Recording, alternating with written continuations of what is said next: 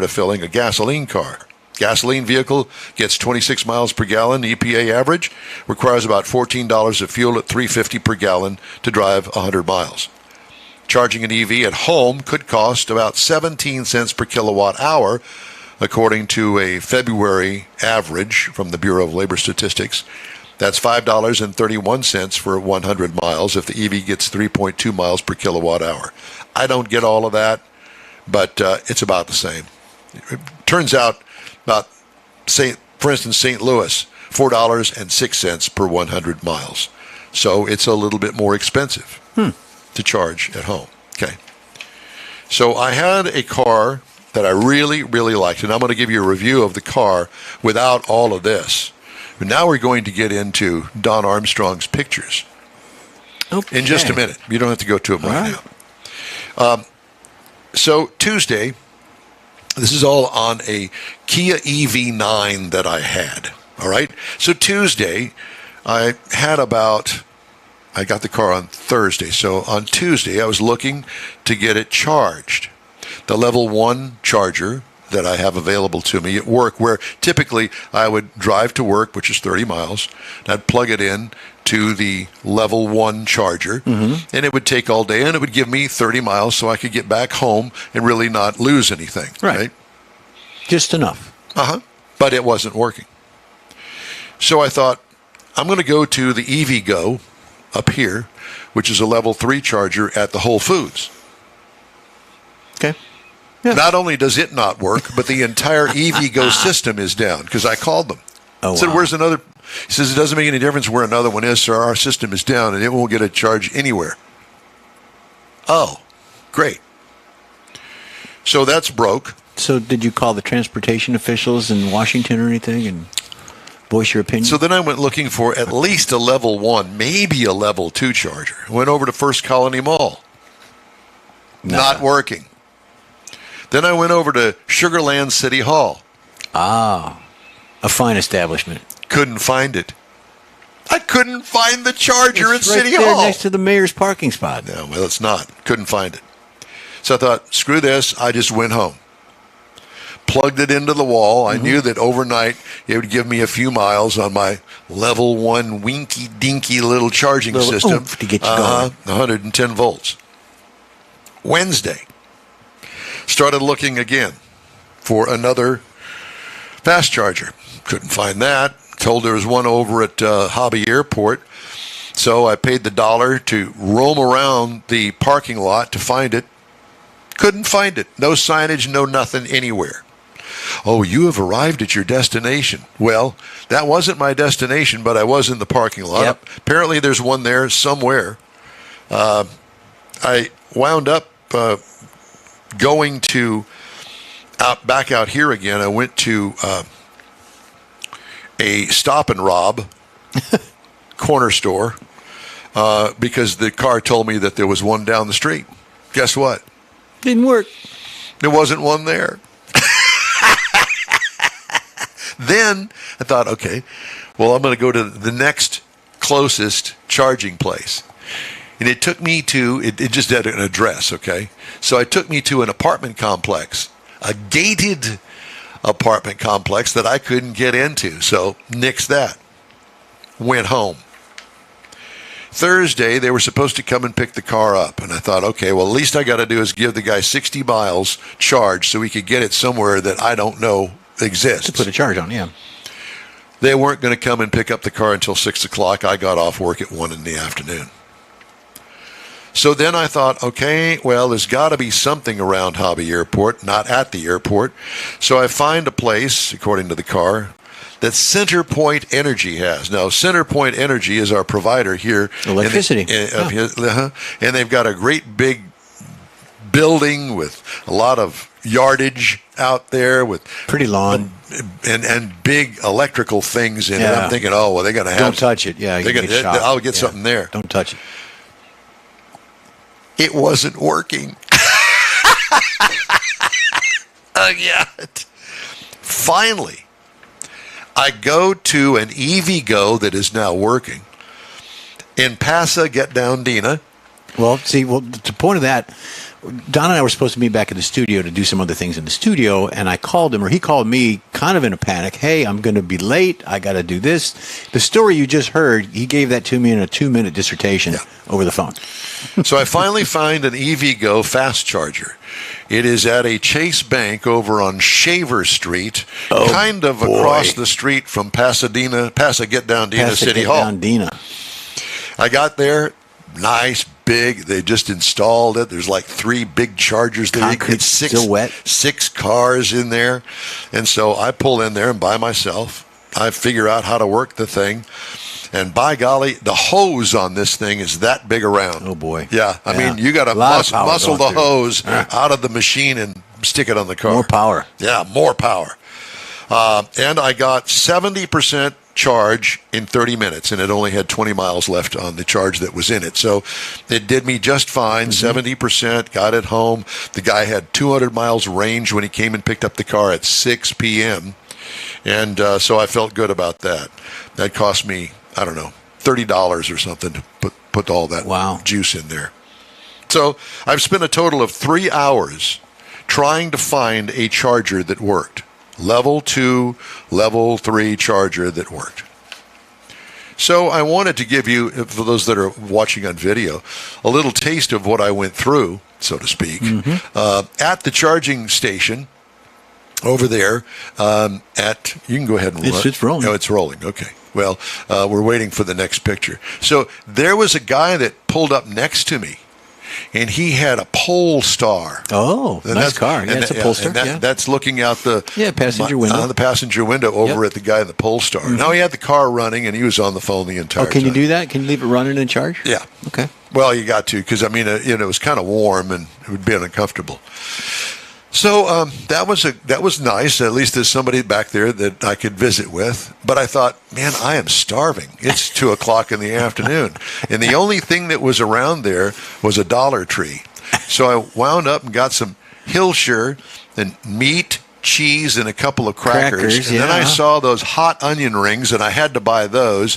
Then the whole box of Lance cheese wafers. Captain's wafers. So they had cream cheese in the middle. Washed it down with alien blood. And that is some sort of off-brand coffee, mocha coffee. Oh, cost me $7 for all of that, and $40 for the gas. And $30 for the gas. Okay, you can switch over. Wow, I just wanted to give you a little tour of my place over there. There's the Dollar Tree that I bought it next at. to Melrose too. You're high class there, buddy. Keep on trucking. This is good stuff. That was a lunch of champions. It was. There I am. There's the EV9 that I drove, and there's the EVgo pump. Yeah. Pumping in the electricity. I'll be darned. And so that was kind of a roundabout of what I did. Just to let you know, there's my 71% charge right before I unplugged it. Yep. And it gave me lots of mileage. And there's your trash. That's my bag of stuff. Oh. And there's the bank building back there. Gotcha. And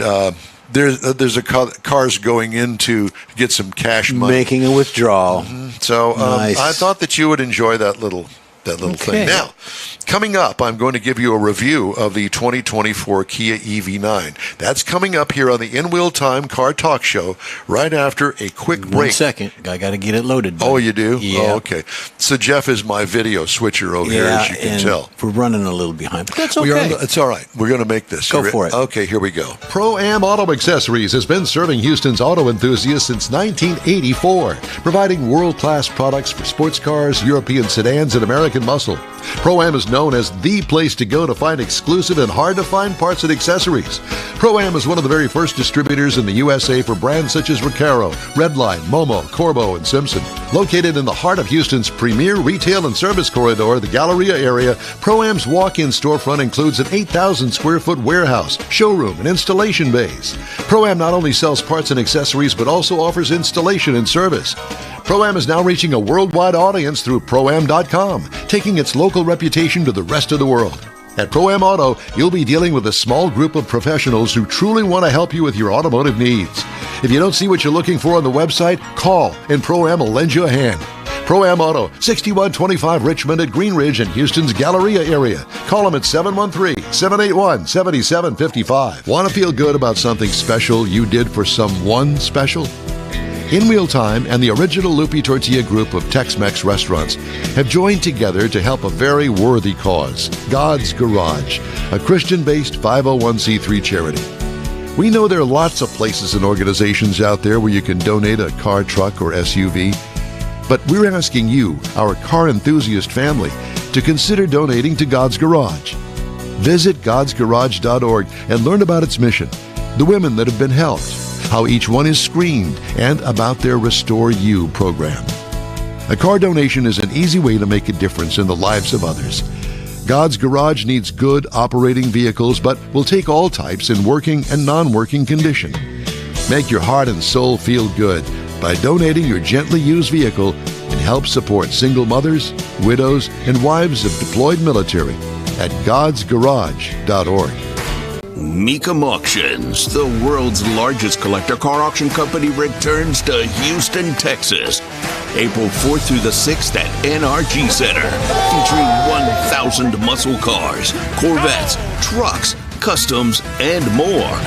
Broadcast on Motor Trend TV and streaming live on Max. From avid collectors to those new to the Mecum experience, we welcome everyone. Register to bid now at Mecum.com. Welcome back to the In Wheel Time Car Talk Show. I want to remind you that our show is available 24/7 through the iHeartRadio app. Just look for In Wheel Time Car Talk. We also video stream our 3-hour weekly show on Facebook, YouTube, and InWheelTime.com. And podcasts are available from your favorite podcast provider. All right. Time now for this hour's car review. I had a chance to drive the 2024 Kia EV. Not more 9. EVs, Yeah. come So this is on. the EV thing, and this is what prompted me to tell you that big, long, involved story All ahead right. of this review. So here we go. Understood. The EV9 is all brand new for 2024, and I'm going to tell you right up front, I really did like it. It was a very nice vehicle. Available trim levels include light long range, the wind, the land, and the GT line. I had the EV9 long-range all-wheel drive GT line, and boy, was it nice. They call this a standard-size SUV, 3 rows of seats, including the driver, the number of them, 6. Exterior changes from last model year. Like I said, it's all new for 2024. Sharp-looking, full-size SUV with unique, attractive lighting up front, black wheel opening extensions, attractive lower valance between the wheels, 4-spoke black arrow-style wheels, good-looking rear end with layered styling in the back. What I liked about it, well, for me, the overall look for this EV gets 5 stars. What could use improvement? I don't know. Nothing is what I wrote down here. Interior highlights. Attractive dash design with a single screen that includes the instrument cluster in front of the driver and then the infotainment system over in the middle. Beautiful nighttime lighting throughout the cabin, comfortable seating with nice leather surfaces, high quality modern materials, and a beautiful Meridian sound system. Cargo room, adequate with the 3rd row down. You got the 3rd row up, ain't much back there. What I liked about it, it fits well, the interior fits well with the exterior. They match. What could use improvement? Odd gear shift with a stalk behind. Can you see it there behind the steering wheel on the lower right-hand side, inside the steering wheel? So that's a stalk back there. To start it, you press the little round thing, and that starts it. Of course, all it does is go, lets you know that it's running. How does it go? Okay. And it also is the gear shifter. So you twist it forward, puts it in drive. You twist it backwards, it puts it into reverse. You push the button on the end of it, puts it in park. It's kind of a weird deal, but I got used to it pretty quickly. Yeah. It was all right. Engine, obviously electric. Turns out 379, what we would refer to as horsepower. Torque, 516 pound-feet. Tow rating, 5,000 pounds. About 304 miles on a full charge. What I liked about it, smooth, awesome power. What could use improvement? Charging. I do not have a level 2 charger here at the house. All I got is 110 volt, and it came with a cord that you can plug it into the wall. And If you go to a level 2 charger or have a level 2 charger installed in your house, to get a full charge on it takes about 15 hours. Ride and handling. What I liked about it, it was smooth. It was a heavy vehicle, but boy, ride quality, again, 5 stars. What could use improvement? Doesn't get much better than this. Here's the killer part about it. It's not cheap. Base trim price, $73,900. Prices tested, $78,430. Base model price with lower power and ability to travel 300 miles, it doesn't do, $54,900. Competitors, well, we went out and looked at Tesla Model X for $79,990. The Rivian R1S, $76,700, but they're going to go out of business and you won't be able to get parts for that. Hyundai Ioniq 5 starts at $41,800.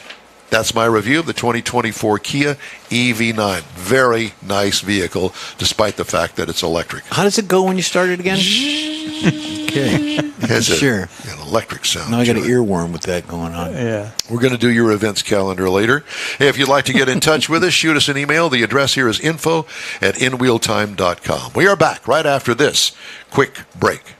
The original group of Lupi Tortilla Restaurants will have you telling your family and friends just what the original recipes mean when it comes to the best fajitas in Southeast Texas. Founder Stan Holt invites you to visit the original Lupi Tortilla near I-10 and Highway 6. Here's the original house that inspired the design of all the rest and the original charm that helped make Lupi Tortilla the go-to destination for Houston Tex-Mex. Speaking of original, nothing can compete with the original lime pepper marinade that everyone will agree makes Lupi Tortilla award-winning beef fajitas the best anywhere. Lupi Tortilla Katy is another location that gives you the same quality and service Houstonians have come to expect at Lupi's. It's located just off I-10 and the Grand Parkway at Kingsland Boulevard in Katy. Find yourself in Aggie Land? Head to the Lupi Tortilla in College Station, located just around the corner from Kyle Field. It's a great place to enjoy those famous frozen margaritas before or after the game. Headed east to Louisiana, stop in at the Lupi Tortilla in Beaumont. It too's on I-10. You can't miss it. The original group of Lupi Tortilla restaurants invites you in for the best Tex-Mex anywhere. You own a car you love. Well, why not let Gulf Coast Auto Shield protect it? Houstonian John Gray invites you to his state-of-the-art facility to introduce you to his specialist team of auto enthusiasts. We promise you'll be impressed. Whether you're looking to massage your original paint to a like-new appearance, apply a ceramic coating, install a paint protection film, nano-ceramic window tint, or new windshield protection called ExoShield, Gulf Coast Auto Shield is where Houston's car people go. Curbed your wheels? Instead of buying new, why not have them repaired? How about a professionally installed radar detector? Gulf Coast Auto Shield does that too. Get a peek inside the shop and look at the services offered by getting online and heading to gcautoshield.com. Better yet, stop by their facility at 11275 South Sam Houston Tollway, just south of the Southwest Freeway, and get a personal tour. Gulf Coast Auto Shield is your place to go for all things exterior. Call them today, 832-930-5655 or gcautoshield.com.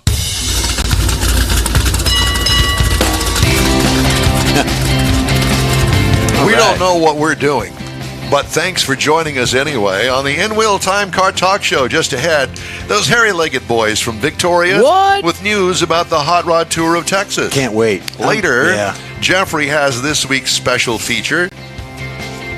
What's that special feature on? Well, I got a four-door Corvette. And then I've got something later on for instead of the TV thing, I got just Jeff's rant. Well, I don't care about that. Okay. Whatever you got coming up this half hour. I got something coming up. I know you do. I'll also have some of the stories making automotive news headlines if I can find them. Welcome to the In-Wheel Time Car Talk Show, everybody. So glad that you could join us today, and we're also really thrilled at the fact that the boys from the Hot Rod Tour of Texas are on the line with us. Gentlemen, good morning. Look at those matching blue shirts, standing in front of the state flag or something that's got the Hot Rod Tour of Texas That's flag. a trailer. Martha Stewart would be proud. Yep. I like. Did you That's get it? that's gonna be. That's where everybody's going to scan in at all the stops, and that's where they can pick up their merch and the registration packets and all that good Oh stuff. my God, we've come a long way, baby. My goodness. That's right. No more unloading the Yukon at every stop. Did you guys just quit your full-time jobs and doing They the must Hot have. Rod Tour now? They must have. No. Oh no. Well, you've got you have a very understanding boss, is all I can think. Or I am the boss is. in my area. Are you? You're the boss. Okay. Well, That's not good. what she said. She's in the merch trailer. Yeah. Okay. Yeah. There. That's it. The boss is in the merch trailer. Do you have the merch ready? Yes, sir. Yes, sir. And I have to tell you right off the bat here that we sure appreciate our nice in-wheel time hot rod tour of Texas mugs that came yesterday. I didn't open mine yet, but You that's didn't? awesome. No, they're over there. Okay. They're over Well, there. we've moved the studio around a bit, as you could probably tell. I noticed everything's changed. Yeah, it has changed a bit. It was still in the same building. Configuration, Yeah, but the configuration inside. Wait till next week. You're going to see Leavenworth on the background. 'cause We can see it. Those people that are watching can't. See there? Look, it's even got custom names on there. you It's got the in-wheel time logo on there. and Mike's name and Jeff's name and my name and all of the names and David's name. I think he's insinuating we might forget who we are. Well, there's that. Or I don't want to be drinking. I don't want to be drinking nasty coffee out of Mike's cup. I can Because tell Mike you. don't drink I coffee. think that was right. No, you and Brown your water. Yeah, Kahlua in it or something. Yeah, there you Yeah, go. buddy. that's it. So, Very excited. are we ready to go? We're ready. Let's go. We're ready. Are you? Let's So- go. I like the way you're thinking. Let's go. Let's go. Well, because everybody else is thinking the same thing. And, it's funny because all I can think of is all year long, I've been doing or having stuff done to my old Corvette 2001 model to get it ready. It's got a new clutch in it now. We got the tires last year. The shifter last year. Shifter last year. We've got new seats in it this year, so it won't drain the battery You put anymore. new lights in it a year or so ago. Yeah, put new lights in it. So throughout the year, since I've been doing this tour, this will be the third tour. We're motivating you. You are. That's exactly right. But to that point, on Facebook, all of the folks that are going to be on the tour have been listing their projects. There's a 55 Chevy with a new trans in it. You've got guys that are putting motors in specifically for Yep. this tour. You got guys that are Crew cab spending money on Corvette. paint jobs and things like that. This is going to be awesome. It is. How many cars do you have registered? We are 300. What was the number I gave you yesterday? No, we're 8 short of 350. 8 short of 350. So in other words, you got, 342. 42 cars. Come on, people. 342 cars. Sign up. so you've got 8 slots left. Nope, we're not selling them. We're closed. We're closed. Okay. All right. Well, very good. You missed it. That's it. Well, And Don, get ready because next year we're going to have some track time again, closer to you guys. Oh, really? Ooh. Can't say where yet, but we're going to have track time next See year. that closer to you they're guys. they're forward thinking hot rodders. Yeah. Yes. Well, Oh yeah, we already got 2 stops tentatively secured for 25. Wow. that's nice. I like It it. takes Well, a while. Well, here's just a suggestion, or at least an idea that I know that you've thought about, and somebody else has probably beat me to the punch telling you. But I'm thinking about a fall event. We're actually we've talked about doing the Twisted Sisters up in Lakey area, just a one day for the guys that really want to go have some fun with their cars. Where We is talked that? about that. Where is that? That is West of Medina, San Antonio. Yeah. Okay. Yeah. Up in that lakey. And it would be one of those deals where I could take off on a Friday, do the event on Saturday, and drive Somebody back on chiming Sunday. See, Yeah, that's right. That's what I'm That's liking. right. Yeah. And when we And do, we were that's for just a get together. we were actually trying to incorporate some of that route for the tour, but the roads are so narrow and really, really windy. If you break down, there's not exactly a shoulder to pull up on the side of the road, so you got to have a pretty reliable car there. yeah. Well, so all the more incentive for us to pick up all of the studio stuff and bring it on the road for that fall event. We and can do that. And set up there. We can do at that. wherever the event's going to be held. It's going to be awesome. Yeah. Well, I think that'd be good. I could do a one-day event just Yeah. around the San Antonio Well, area. we'd have to turn it into 2-day, just From kind here? of meander around. Well, yeah. I mean, Friday would be one of those drive over there, get it all set up. Saturday morning, do the show, and then Saturday afternoon, have fun. Yeah, and then come back Sunday. That's right. Yeah. And then Saturday night, really have fun.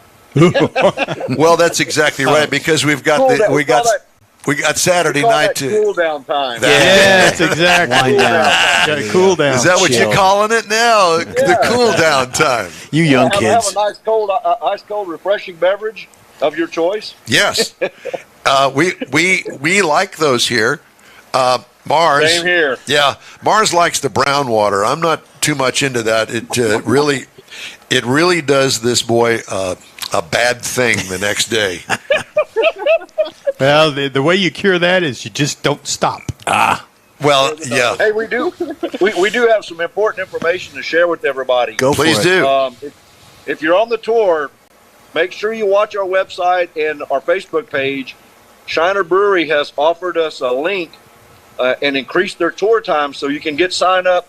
You can pre-sign up for a slot for the tour, and also you can pre-order your food for the day, so it will be ready for you. Oh, that's That's great. a good idea. There's a link. We had a good meeting with them, a good conversation, and they're like, hey, we can do this for you guys. So you just click on that link. You can order it, pay for it right there, put your name in, and it'll be ready for you when you get there. So, and that's the second stop, or I guess the first stop after you leave That'll be the Victoria. first stop. That'll be the Yeah, first stop Friday. Yeah, because Good, my tour reservation is at 1:00. Oh.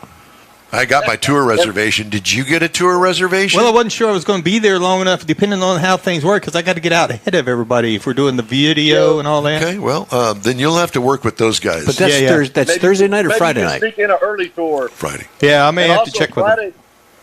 Friday morning, we're going to meet at the Rosebud Stadium in Victoria. We're going to have a little taco food trailer there as well, so you can get your breakfast there. I hope it's more than one because it's going to be overwhelmed. They're prepared. They do a lot of big events. Okay, very good. They'll be ready for us. So for those people that don't know or joined this show for the first time today, it's the Hot Rod Tour of Texas. Bobby Sparkman, Jeremy Taylor, those are the two guys we're talking to here. The creators. The creators, yes. And there's about 10 of us now. Is There's it 10? of us really in our group. well, your wonderful wife, who I don't know how she puts up with what you pull on her all He the time. likes her in the You merch guys can trailer. y'all can thank her for the cup. She did them at 1:00 in the morning the other Oh, night, so wow. she could get them to y'all. That is absolutely spectacular. And it's oversized. It's brown water size. Brown water size. Are you going to have something like that in the merch trailer? We're going to have some general Hot Rod Tour cups. We've got some tumblers. She's been making a ton of stuff. Some Okay. women's shirts. We got big straw hats that got an embroidered Hot Rod Tour logo on them. I Just want have the one big of brim those. hats for the shade. Yeah. We got some of those. A variety of these kind of shirts. If you ordered the tour shirts, you got lucky because they're not going to be available on the tour. They're only pre-order. And same as the tour hats. This is last year's hats. This year's are going to be blue and gray. Gotcha. Oh. So All they're right. very, very exclusive, and we never reprint them. Once we're done, we never redo them.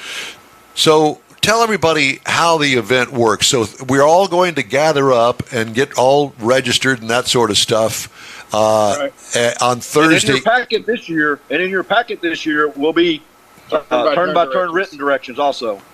Oh Wow. my God! Turn And by we're not using Road Trippers because Road Trippers started charging. So Jeremy put together a map with Maps. Google Maps that he'll share that link every day, so everybody will have that as well. So when you get on the getting site, better. it's going to be Jeremy going, turn right now. Go straight. Recalculate. Google Maps doesn't do that. We would love. Jeremy does. Yeah. We Just listen. we've been trying to tell one of our guys that our IT guy Fidel, you need to work with Google and develop this app because there is a lot of need for it. Really? yeah, absolutely. I agree. Yeah, just a link And to there's it. nothing out there.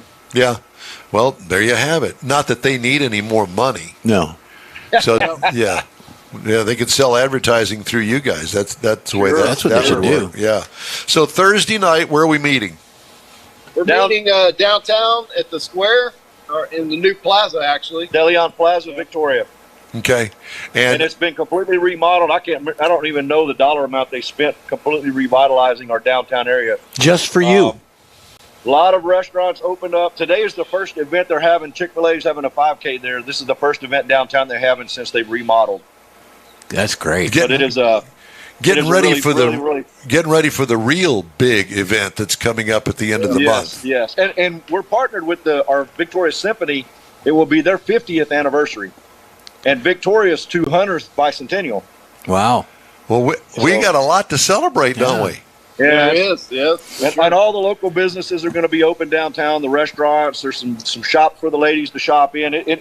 Our downtown has really come a long ways in the past 10 years. What is it, about an hour and a half or so from Sugar Land down there to Victoria? Yep. Yep. Yeah. Right about an hour and a half. Yeah, so my Depending goal. on that crazy traffic. Yeah, well, of course. Well, construction, but it's on too. Thursday, and we're planning on leaving noon, 1 o'clock, something like that, so we can get there early, get checked in at the be hotel. Yeah, get checked in at the hotel, and then head on down early because, based on the last 2 years, I wound up 2 hours, 3 hours early, and the place is already packed. Yeah, and the symphony's going to kick off before us. We'll kick off a little bit later in the afternoon, but I think they start at 5:30 or 6:30. Yeah, 5:30. They start at 5:30, so they'll start performing. And they've got the orchestra is this is a full orchestra, so it's 60-piece orchestra. So it's a pretty big deal. Going to be setting up outside on the square. Outside on the stage, and we've also got another company called Psy Acoustics that the Symphony, and the City of Victoria partnered with, and they're going to have wireless Wi-Fi all the way down the street. So all down the street, you'll be able to hear the music. Great. Oh my God! So Sing along. Okay, wireless Wi-Fi powered by through the speakers or something. They're speaker towers that'll be all the way down the street. Oh, that is awesome. Well, We're trying to kind of spread the event throughout the downtown area. Sure. Yeah. That's awesome. Well, does everybody know we're coming? Everybody knows we're coming. Yep. Well, all we the cities, all the. There's some folks that are commenting on the Some of site. the small towns are really rolling out the red carpet this year. Wow. Well, and I've mentioned this every time I talk to you, that I think one of the greatest things that I saw and one of the cities that we went through outside was the school, and all the school children are out there, and we were all waving and honking as we went by. And then the other one, was it Yoakum that had the fire truck? Yoakum was the first one, and then the other one was Mission Valley, where all the school kids were outside. That was last year. Yeah, and the whole city turned out, and it was like a big parade of us going through downtown. I don't know how long it took for all of us to get through, probably 30, 40 minutes. We were 15 miles long last year at 300 cars, and we're right at almost 350 now. Wow. Well, I'm really excited. And I've seen on y'all's website and Facebook page as well some of the cars, because guys have been posting their cars. I'm bringing this. I've been working on it for the past year. Look what I did. Yeah, look what I did, kind of thing. It's a lot of fun. There's the cup maker. Thank you, ma'am. Thank you. Yes, it's good to see you. Great size. Yeah, we appreciate it. Well, go ahead. I just want to say we really appreciate you guys' support, man. You guys have been been there from the start, and not only just supporting us, but actively being a participant and joining us for the fun. I mean, really and truly, we're not doing this for the money. We're doing it to get everybody together, get people's cars out of the garage, out of a static car show, and drive them and share them with everybody else. Mm-hmm. That was the mission and the goal from the very start. Well, I have to tell you, you've done a great job doing it, and we thank you for allowing us to kind of elbow our way along on the tour with you guys. But it's been a lot of fun, and I understand that we're also going to stop at that great facility.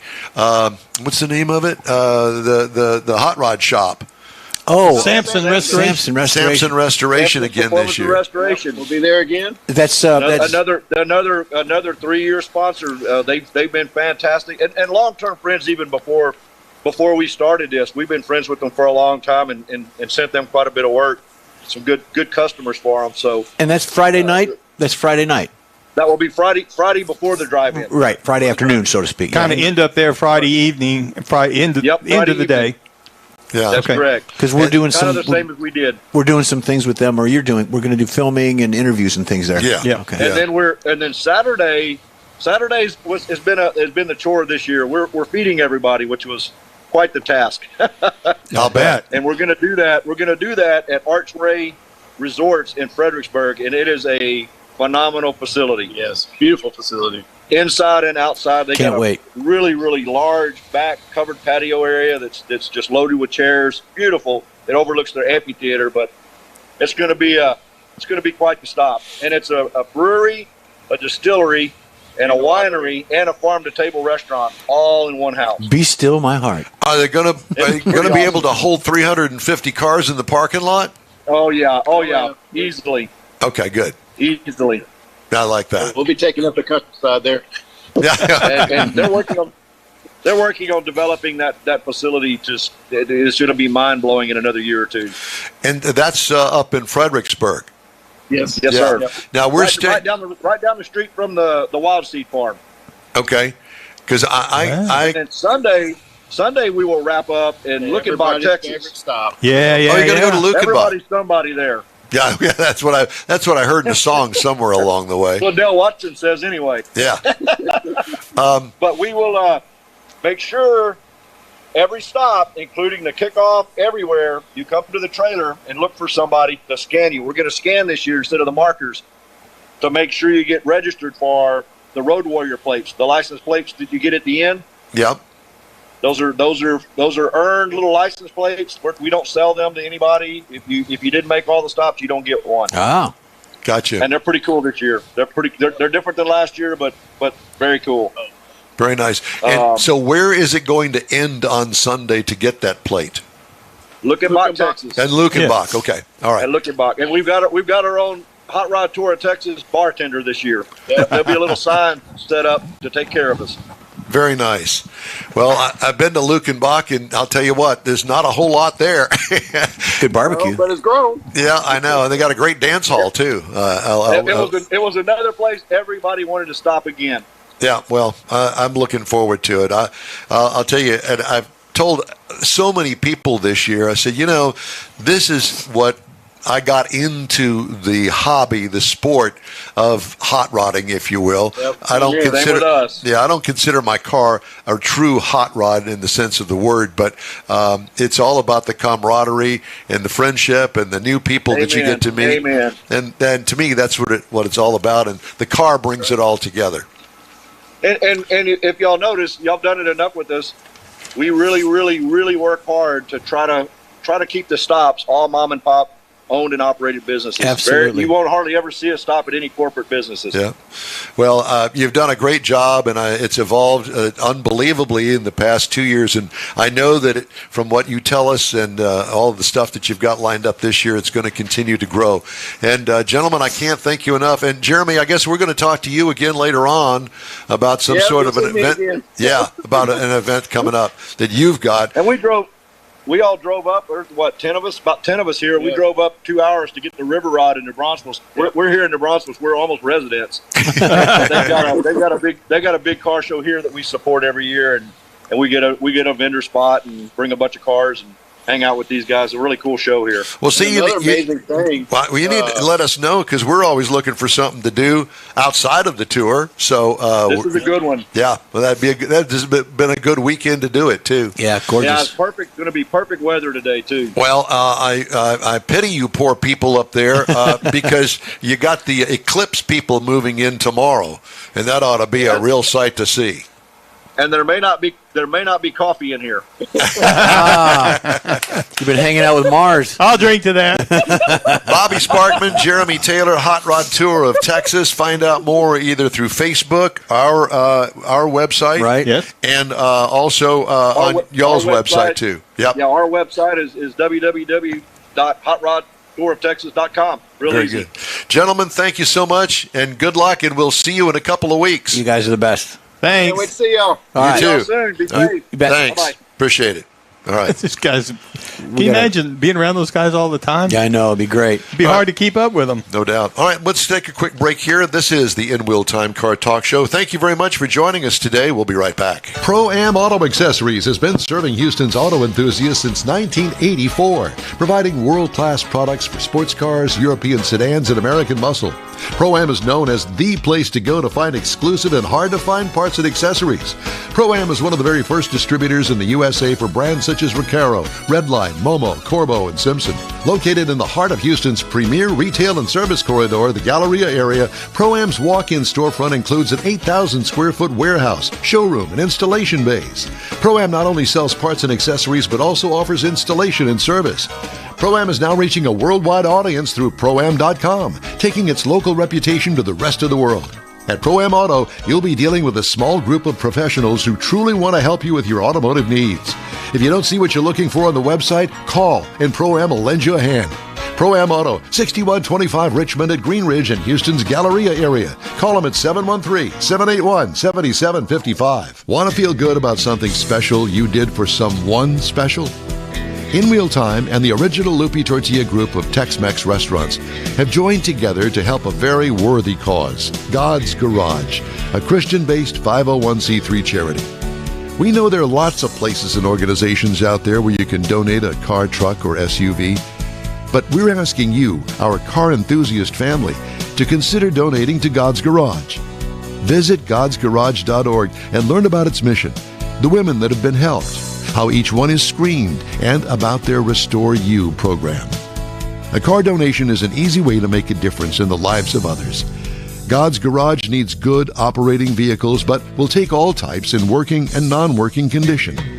Make your heart and soul feel good by donating your gently used vehicle and help support single mothers, widows, and wives of deployed military at godsgarage.org. Mecum Auctions, the world's largest collector car auction company, returns to Houston, Texas, April 4th through the 6th at NRG Center, featuring 1,000 muscle cars, Corvettes, trucks, customs, and more. Broadcast on Motor Trend TV and streaming live on Max. From avid collectors to those new to the Mecum experience, we welcome everyone. Register to bid now at Mecum.com. Welcome back to the In Real Time Car Talk Show. Thank you very much for joining us on this Saturday. Some of the stories making automotive news headlines this week. Toyota Motor and Honda Motor, benefiting from increasing stockpiles, posted double-digit increases in March U.S. sales, with car demand outpacing light truck growth at both companies. Toyota said volume rose 22% to 214,894 vehicles last month, with the Toyota division up 23% and Lexus gaining 17%. Toyota North America's total car sales advancing 36%, while light truck deliveries rose 16% last month. At American Honda, volume rose 15%. U.S. sales edged up for the second straight month at Hyundai, setting a March record, while Kia deliveries slipped for the fourth straight month. Overall, light U.S. vehicle sales projected to rise 4.7% to 12% in March, 4.5% to 5.6% in the first quarter, based on the range estimates from J.D. Power Global Data. Market continues to rebound from the pandemic and chip shortage, fueled by solid retail demand and fleet shipments, but is becoming more competitive as inventories recover broadly, notably at Honda and Toyota. But with pent-up demand largely met now, growth is slowing as elevated new vehicle prices keep some consumers on the sidelines, and some automakers are already redirecting excess inventory to fleet channels. Speaking of which, Ford Motor Company said Thursday it's delaying plans for a new electric pickup and 3-row electric utilities amid slowing demand for EVs. Imagine that. Meanwhile, it aims to offer hybrid variants now on each gasoline-powered vehicle in its lineup by the end of the decade. As the number 2 EV brand in the U.S. for the past 2 years, Ford's committed to scaling a profitable EV business using capital wisely and bringing to market the right gas, hybrid, and electric vehicles at the right time, according to Jim Farley, the CEO. Using capital wisely. Our breakthrough next-generation EVs will be new from the ground up and fully software-enabled, with ever-improving digital experiences and a multitude of potential services. Somebody wrote that for him. He did not say those words. He wasn't even thinking them. Shares in Ford stock fell 1.6% to $13.43 in afternoon trading. That's because he didn't write it. If he wrote it, it would have tanked. They've been back down around 7 again. I like the way that, they said to Biden and the world, we're going all electric as quickly as we can. Yeah. Well, not so fast. Let's rethink that a bit. A little bit. And Norway's Wallenius Wilhelmsen ASA, one of the largest car shipping companies, said it expects a $5 million to $10 million hit to its earnings from the Baltimore bridge disaster. The impact is a result of the reduction in logistics operations in Baltimore, one of its ships being unable to exit the port, and other disruptions to operations, the company said in a statement. Some of the effects have been mitigated by the rerouting of cargo to and from other U.S. terminals. East Coast ports have been modifying their operations to absorb cargo diverted from Baltimore to harbor, where salvage specialists have been clearing debris from the destroyed Francis Scott Key Bridge. A horrible disaster there. Insurers and reinsurers could face billions of dollars in claims, analysts said, with one putting the cost as much as $4 billion. That would make the tragedy a record shipping insurance loss. And of course, the end of that story has not been written yet, so we'll have to see. I don't understand why the insurance companies are worried if the American taxpayers are going to pay to fix the bridge. Well, that's just it. Well, it's the shipping aspect of it, not just the bridge. Well, if you got insurance, why do we need to pay for it? I'm just saying. And consumers interested in buying or selling a vehicle online with some dealership support remain steady in 2023, according to Car Guru's 6th annual U.S. Consumer Insights report. What's more, a majority of younger consumers want to fully purchase a vehicle online, the report found. Do you not drive it? You just, I want that one. Yep. Okay. Spend your $50,000 and get something that you've never driven before. Yeah. The report's findings suggest more consumers want to embrace the idea of shopping for a vehicle completely online. Car Gurus found 81% of consumers either went entirely online to research what vehicle to buy, or both online and in person. 77% did so to assess the value of a car to be sold, while 69% used one or both options to solicit offers to sell their vehicle. All right. Well, that's it for this hour of the In Wheel Time Car Talk Show.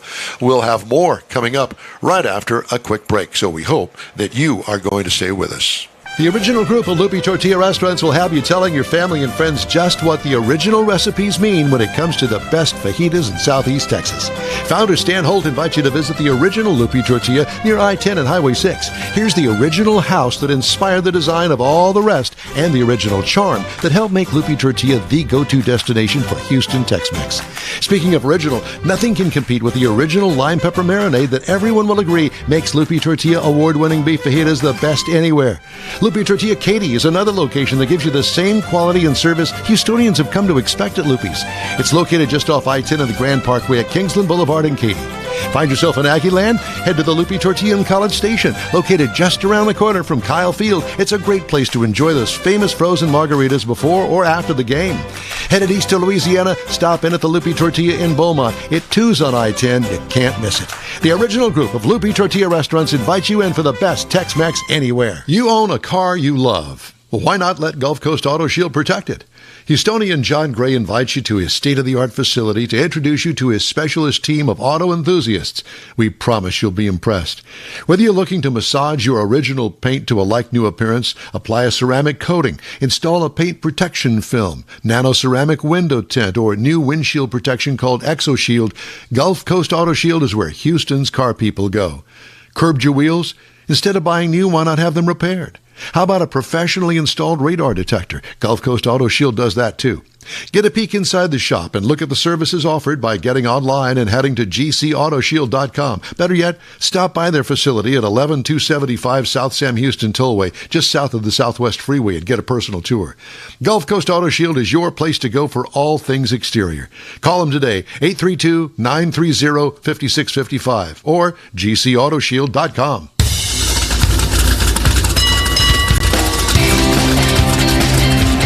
Welcome to the In Wheel Time Car Talk Show. No one better to start with this hour than State Trooper Sergeant Steve Woodard. interesting stuff on preparation for your sightseeing pleasure of the solar eclipse. Okay. Also, Jeff's going to have the racing calendar and a special feature coming up. Mr. Mars has a special feature on micro cars sometime in the next hour that none of us can fit into, comfortably anyway. Today's NML Time Car Talk Show sponsored by the last day of the Houston Mecum auction at NRG Center. Get on down there. Howdy, along with Mike out of this world Mars. We always need more Jeff Zekin. I'm Don Armstrong. Our IT Director of Engineering, David Ainsley, sleeping in again this morning. No, he's listening. He's awake. You don't have to. No, he's not. Said he was. Yeah, Look at the reaction we got from him. He's lying. There you go. Yeah. He's already up. All right. Well, joining us now, ladies and gentlemen, direct from, is it his house? No, he's in uniform. Are you at home? Hey, look, It's his office. yeah, it's the office. It's his office. All right. Can you hear me good? Yeah, I hear you good. Can you hear us this is good? the office, and I'm here. I have on pants. I don't. Have you ever spoken to us from your home? I don't believe so. He's always I'm working. normally on location, and if I did speak to you from my home, let's say that I didn't. Okay, whatever makes it right and work for you, we don't care. How Hey, are I you? tell you, I appreciate you guys always inviting me on through the years. I'll let you in on a little secret. When of course Brother Mars gives me a call and we set this up, we never talk about a topic. I just bring something up. But you talked about that eclipse. Yeah. I'm telling you, that's a big. Believe it or not, that's a big topic right now. Well, let me I just. wasn't even planning on talking about that. Well, let me just say this: that I heard through the television station that I work for that there was a heads-up warning over a month ago that apparently that TxDOT put out that said there is going to be a massive traffic jam between Houston and the Hill Country. Did you hear that? I'm telling you right now, it's looking that way. So, so as TxDOT has all the traffic mitigation plans in place, but as DPS, we get ready for this thing, we're talking about 83 counties that could be affected. We're looking at an upward of about 1.1 million folks coming to view. Anywhere between this thing's supposed to take place anywhere between the time of 1:30 and 1:50 p.m. on Monday. So we're doing everything we need to do for traffic control to make sure individuals enjoy their eclipse experience. Well, I have not their eclipse experience. Smiling when he says that. Gotcha. It's almost like you're trying to sell the thing. I like it. Hey, I like it. Well, I have to look. When I'm on in real time, I have to change my style a little bit. See, this is a professional show, isn't it? No, it's not. This is not professional at all. You're the only professional here. No, I last time I looked at the forecast, which was a couple of days ago, that there was a pretty good chance of rain and a lot of cloud cover here, so you're not going to see much except the lights going dim. Well, for me personally, I see the lights going dim all the time, depending on where I am and what I'm doing. But I will say this, that if that's the case and there's a chance of rain or a lot of cloud cover, you're not going to be able to see the eclipse directly. And I have a feeling if that's the case, there's going to be a lot of people heading toward the Hill Country, probably tomorrow, if not Monday morning, to go see this thing. And where are they going to stay? Because all the hotels are full. Yeah. Park on the side of the road. And we're thinking about all those small little towns that can't really service the visitors. So it's going to be interesting. What we're telling folks is, if you are going to enjoy the experience, obviously drive with safety. Don't stop in the lane of traffic because we want to keep traffic flowing. Obviously, if visibility is reduced by 1,000 feet, we need you to put your headlights on. We're expecting to see large numbers in all seriousness.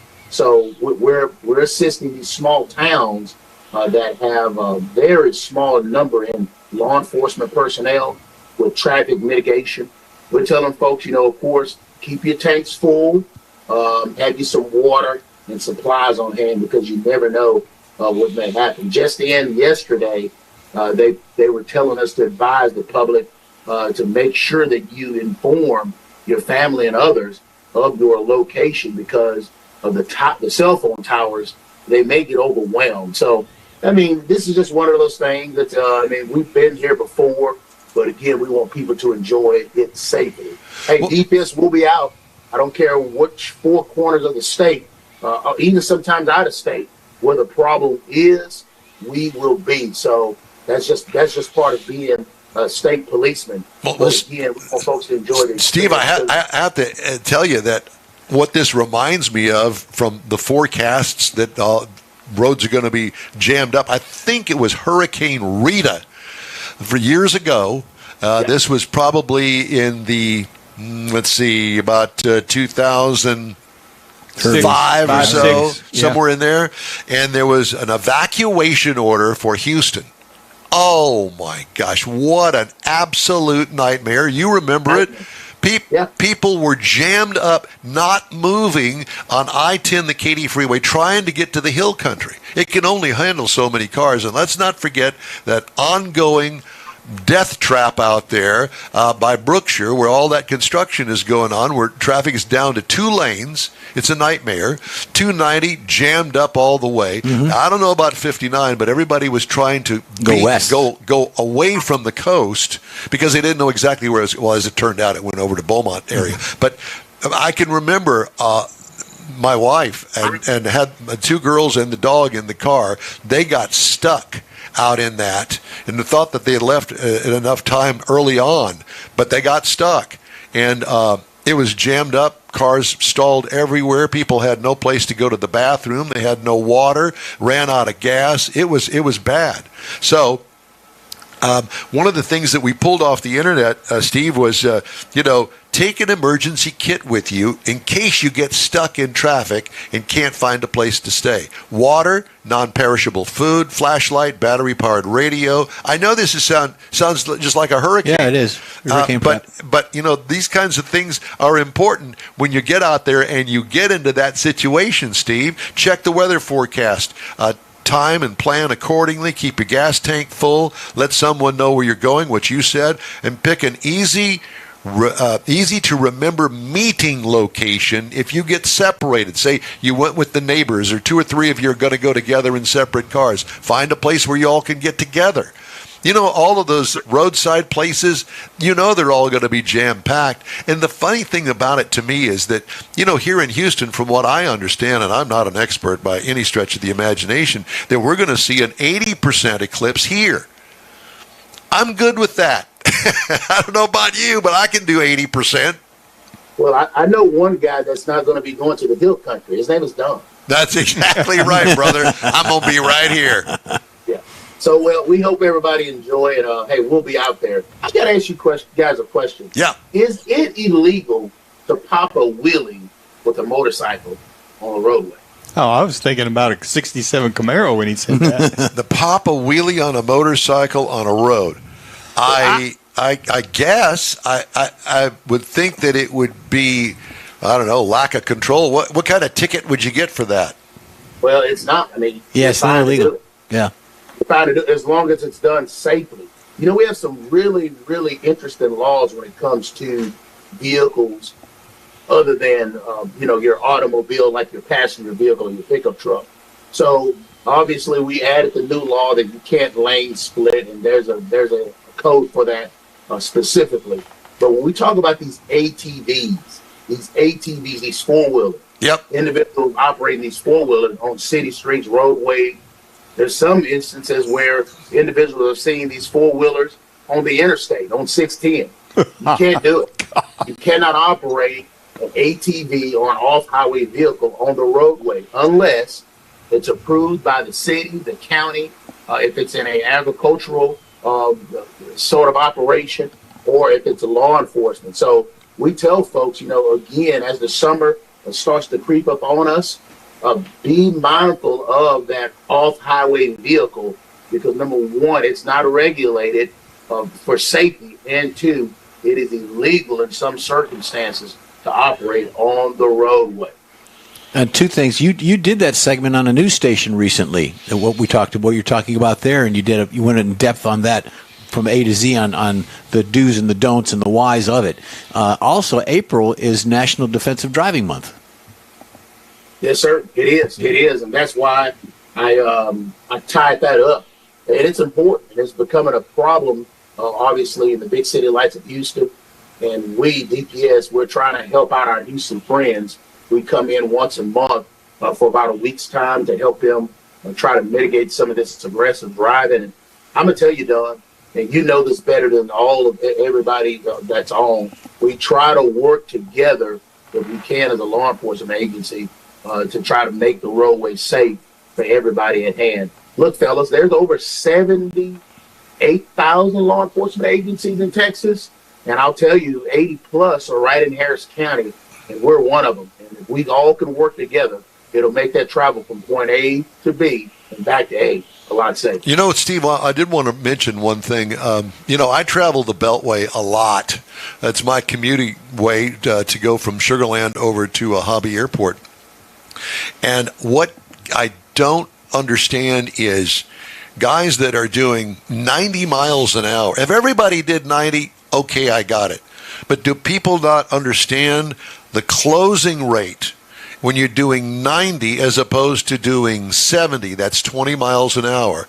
Man, you can kill somebody at 20 miles an hour. That's a proven fact. And to have a closing rate on another car that's ahead of you that's doing 70, already breaking the speed limit of 65, that's doing 70, you're not going to get stopped, you're generally speaking, for doing 70 on the tollway. But doing 90, it's scary because that car is coming up behind you so fast that if you look behind him, use your mirrors, look behind you, and you see that car back there, I've got time to pull out in front of him. Well, no, he's coming on you at 20 miles an hour faster than you're going.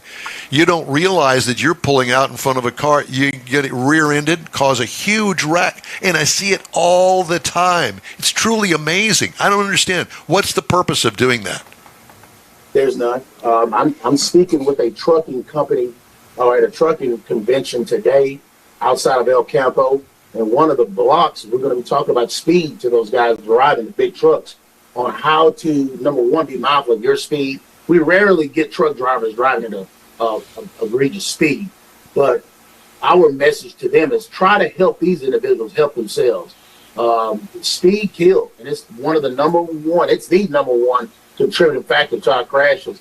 So again, all of us working together with enforcement, education, which you allow me to do here, and people talking to the dinner table, I think we'll be able to save lives. I'm going to tell you something, Don. You're right on it. What I'm going to do offline, text me your address. I'll get you a DPS uniform and hat. You're ready to get to it. No, don't do that because he's going to have us patted down every day. He'll be one of those guys like on Reno. Yeah. Yeah, the short. He's got the short. Yeah, Exactly. that'd be him. Yeah.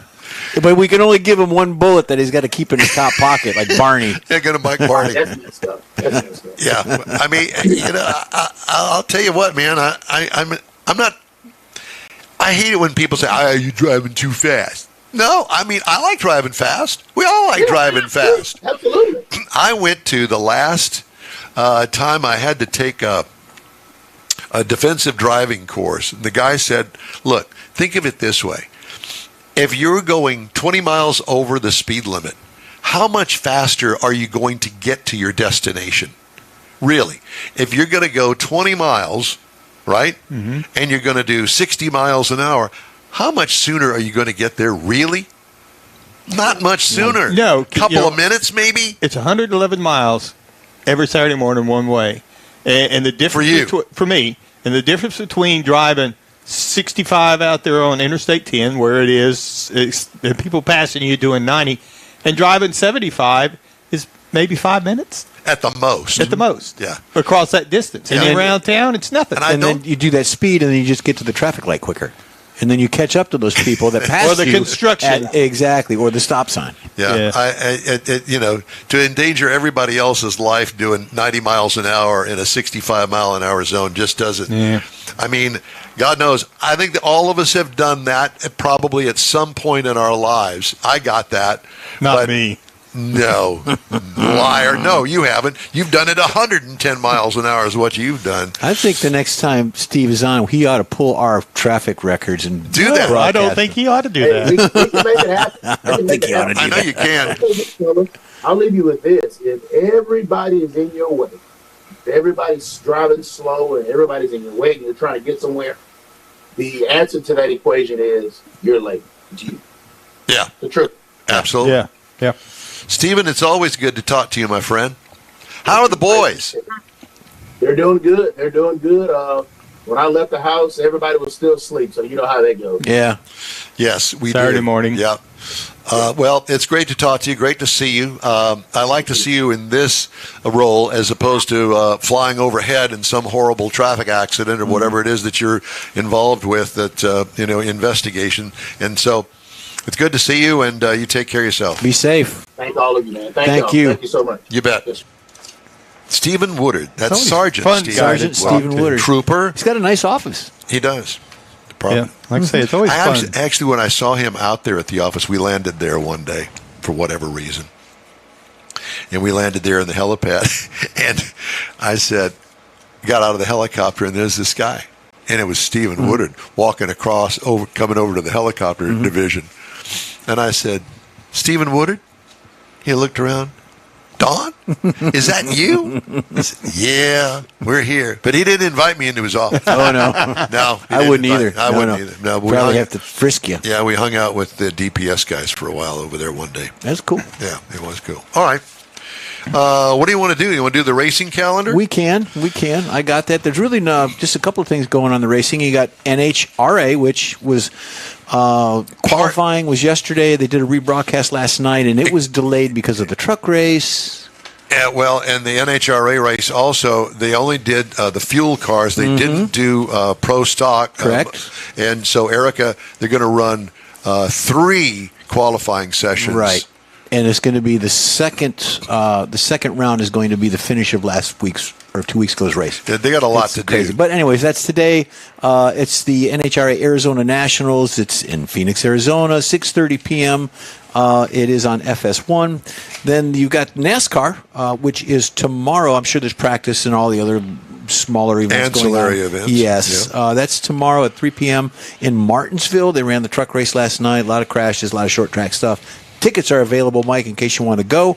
That's on Sure. FS1 also. The other events are kind of delayed with, they're in the hiatus week, so to speak. So those are the only 2 going on. Well, we got Formula One, but Formula One. That's great. Yeah. I like the way you do. They just kind of blow it off. Yeah, whatever. They're I got- fast cars, so you got I to talk about them things fast. there's so much drama. Put your purse down and race the car. That's what I'm saying. Can I quote you on that? Do it. We're going to use that somewhere along the line. Put your purse down And drive. And drive. Shut up and drive. There you go. All right. No, that's not the same as put your purse down and No, drive. it's not. So much drama. Take your Ferragamos Oh, off he and cut drive me off the car. in the pit, and I didn't get cold water, and win. Jeff loves Formula One. as No, you I've can got tell. family members that love Formula One, and good for them. I have no problem with that. I just don't see the point of all the hullabaloo. Thank you. By the way, that racing calendar was sponsored by Texas Muscle Car Club Challenge. Mm-hmm. I know they're paying us a lot of money for that, right? Yes. Okay, where are we going next? Yeah, where are we going next? Well, Because we're kind of jostled. We got a new studio set up. We got everybody's like on a different page. well, today. not only do we have a new setup in the studio, but Mars This pulled week. a fast one on me and decided at the last minute that we're going to move guests around. So all of the stuff, the prep that I do, all of this that I spent hours on getting ready for the show, Yeah, out the window. him too. Well, I've kind of converted my stack. I'm now writing it in as we go. Do you know who had it right? Moi. Yeah. I had it all right here. Did you? Yeah. Okay. Well, I'm You're a glad. good man. I'm glad that you did. Yeah. So Bunch of whiners. We I need. think I'm Formula One over here. We really. We're going to start calling you Formula One. Did you bring your purse? I did. Did you set it down? I set beside- it down right there. it's back next over to here my behind. water. Great. I think I missed something last hour that I was supposed to do this hour. Events, maybe? Do you want to do events? Is that what I missed? Is that Well, mine I or know yours? we pushed it back an hour. Well, that's Yes, yours. that's right. We did. We did. So you have the events calendar. He's pulling Yes. it up right now. What do you mean you're pulling it up? You don't have it on a piece of paper? I think the piece of paper is on the printer. My printer, not your printer. At home? Yes. I see. Well, I guess you're going to have to blow that up because I couldn't. That would be an eye test if I tried to read that off. Well, of your I'm kind of computer. thinking. I got new glasses, so that'll help. Oh boy. Really? Are they the old man bifocals? They're trifocals. They Trifocals. call them progressive lenses. Ooh, progressive. Didn't get the progressives. Well, talk amongst yourselves at home while Mike gets us going. Yeah. I'm ready. Oh, right, well, go we're for waiting it. on you. Go. Oh, you're waiting on me. Today, of course, we've already talked about it some. Mika Model Auction in Houston at NRG. One-day tickets are $30. It's a big deal. It is a great car show. Lots of lights, lots of action. If you've never been there, it's well worth taking the family because the family can go. Look at the cars. Look at the spectacle. If you that can't Mika get there by Auction. 1 o'clock, then plan on going next year. But if you can get there by 1 o'clock, you're still going to see lots of cars across the auction block, and And that whole process is impressive on how well they orchestrate The all that. passes that we were given to at the Corvette show, I gave out to some friends, and they all went Thursday and yesterday. They said they had a blast. It was a great time. Well, I gave a and I've got couple- some friends coming today. I gave a couple to Uncle Bob, and Uncle Bob was, I think, going to go. I don't Yeah. know whether he went or not, but he was I going to have go. one of my clients is taking his son out today. Yeah, So- my son's going with a couple of his buddies today, and he told me to watch out for the credit card. And I said, "Well, it ain't my credit That's card, what I so asked. don't worry." Also today, a special event I found out at the last minute: Bayou City Electric School Bus Festival. Now, this is live music, craft beers, food. Wait a minute. and Could you, wait. Yeah, he said it. Say it again. The what? Bayou City Electric School Bus Festival Electric School Bus Festival. Festival. with craft beers is the key point you got to hear. And so what it is? Are they they've going got- to race these electric buses? No, they're not going to race them, but they are going to have one of them that the kids and the people that are there can decorate, and they're going to put it in the art car parade that's the Oh. following week. I got you. And of course, they've got EVs out there. Buzz is coming down from Dallas with his EV, and they're setting up demonstrations. People can ask questions. That's great, but the only thing is Sampling they're going to the have to craft beer. find a place to get them charged that works. Well, Okay? I'm guessing that since they've Because I got a- couldn't find any place. I'm guessing since they've got a place there at 3620 West 11th Street in Houston, that they've got all that figured out. probably Some of because those there's a bus barn. gasoline powered generators that they're going to pull in there. Could be. I'm interested in the craft beer No, side but of I it. mean, yeah, and I thought that was the interesting part. But again, live music, craft beers, food, and decorate the bus. Also, the magic bus. yes, next week, April the 11th through the 14th, is that 37th annual Houston Car Art Experience. It's like 4 days, all kinds Art of things car. going on. Not car art, but art car. Art car experience. Yeah. Okay. Houston, artcarparade.com for more information about the actual parade, the kids creative. There's a dance one night. Got a lot of mini parades going on in the neighborhood across the 4 days. Got lots of stuff going on with that. Now, then the next week, Space City Corvette's 20th annual Corvette and Crawfish, April the 13th. Yeah. Gates open at 8:30, and pre-registration is $45. Day of the show is $50. Stevenson Park, 1100 South Friendswood Drive, Friendswood, Texas. SpaceCityCorvetteClub.com for more info. You went to their fall event, I didn't did. you? I went to the fall event, and I love the event underneath all those beautiful trees, a nice setting, great park, but I'm not a crawfish guy. Well, and I'm like you, driving a nice car would be. And then coming up, of course, as we talked earlier, Hot Rod Tour of Texas, April 25 through 28th. That's all sold out. All sold out. Kicks off in Victoria on that Thursday night. So what are we going to Big do day in in the place city. of this show on our usual Saturday morning? So what we're going to do is we're going to accumulate some interviews, talk to people all. We're going to start Thursday night, Right. and Friday all day at the different stops, the Shiner Brewery. I'm not working. That's what you said last year. I'm not working. No, I'm not doing this show. I'm on the tour. This is my thing that I'm going to enjoy We're his with my guests. car. Yeah. So if you want to interfere, you're going to have to beg me to help you. Okay. Otherwise, it's all David on will you be there. two. Okay. You and David, So- you three.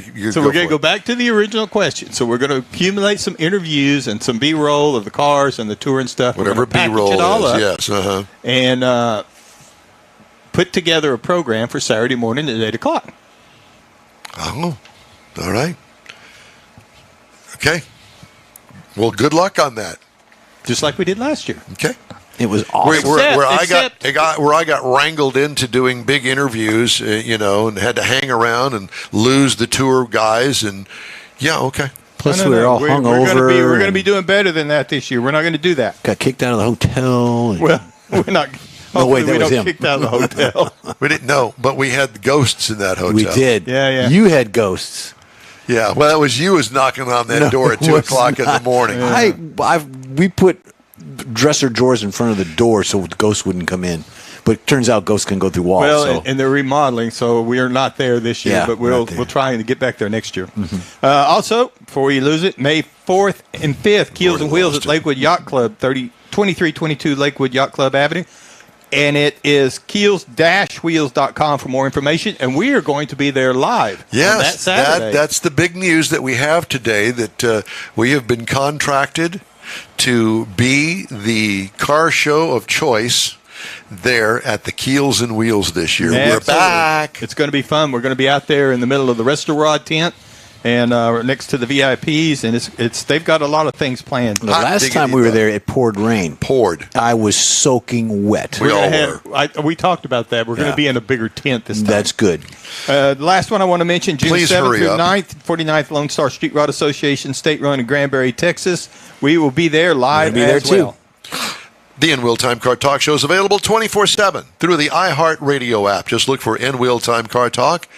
And a new daily podcast is available for your listening pleasure. What were we gonna say? You can get that from your favorite You had to podcast think about provider. that. We also video stream our 3-hour weekly show on Facebook, YouTube, and NWheelTime.com. The N-Wheel Time Car Talk Show continues right after this quick break. Pro-Am Auto Accessories has been serving Houston's auto enthusiasts since 1984, providing world-class products for sports cars, European sedans, and American muscle. Pro-Am is known as the place to go to find exclusive and hard-to-find parts and accessories. Pro-Am is one of the very first distributors in the USA for brands such as Recaro, Redline, Momo, Corbo, and Simpson.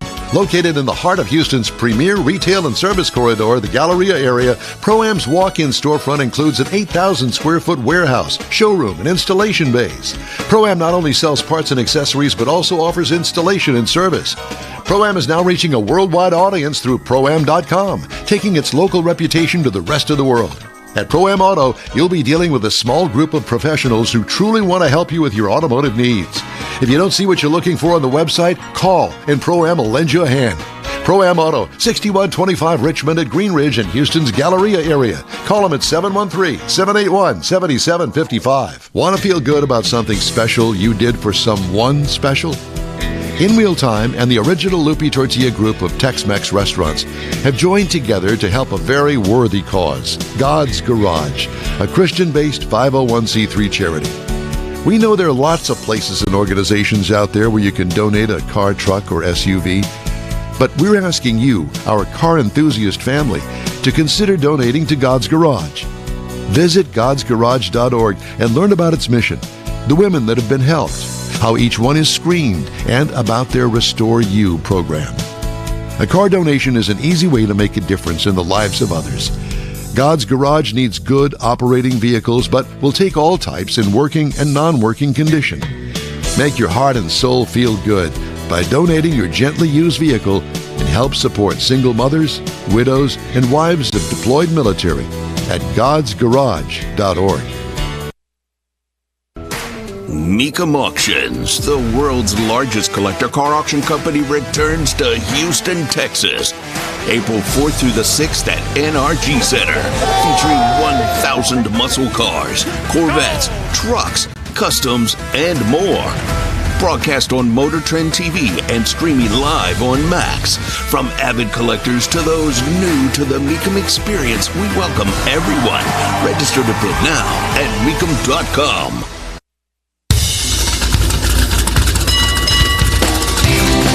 This is the world's favorite place to go for podcasting and live streaming. It's the N-Wheel Time Car Talk Show. Ahead, NHRA top fuel driver Justin Ashley. Mars has This Week in Auto History, and we'll get you caught up on the stories making automotive news headlines this week. Today's program sponsored by Mecum Auction, Houston. Today is the last day at NRG Center.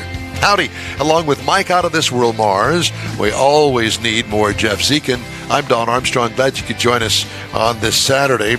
And Eclipse edition. Well, yeah, the pre-Eclipse edition. Pre-Eclipse. Not the Mitsubishi. No, What? not the Mitsubishi Eclipse. No, it's not the Mitsubishi. They don't make that anymore, I don't believe, do they? I don't know. I don't think so. What do you mean you don't know? You're the car god. You should know that. In that case, they don't make it because it's a. Never mind.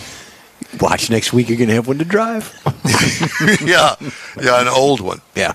Justin Ashley, how are you, sir? I'm doing great. Thanks for having me on, guys. I appreciate it. How are you doing? Well, I'm doing just fine. We all are doing just fine. How did you qualify? Where are you? So we are 9. So we ran one run yesterday. We'll have 2 more today. So right now we're sitting 9th. We'll see if we can improve upon that this afternoon. How's the season going for you? It's been pretty good. So we raced 2 races so far. Yep. Went to the quarterfinals in Gainesville, and then ironically, we went to the NHRA Winter Nationals in Pomona, made it all the way down to the finals, where we were supposed to race against Tony Schumacher, and something that I've never seen in California happen all of a sudden, it started hailing. So what they decided to do is push the race to this weekend, actually this afternoon. We'll run the final round of the NHRA Winter Nationals in conjunction with the NHRA Arizona Nationals. So a lot on the line for us today. How in the world do you prepare to run a final round for something that happened a couple of weeks ago in Pomona? How do you do that? How do you mentally do that? Oh, my God, this is my final round at Pomona. Not, but it's a final round in Phoenix. Yeah, we'll move it.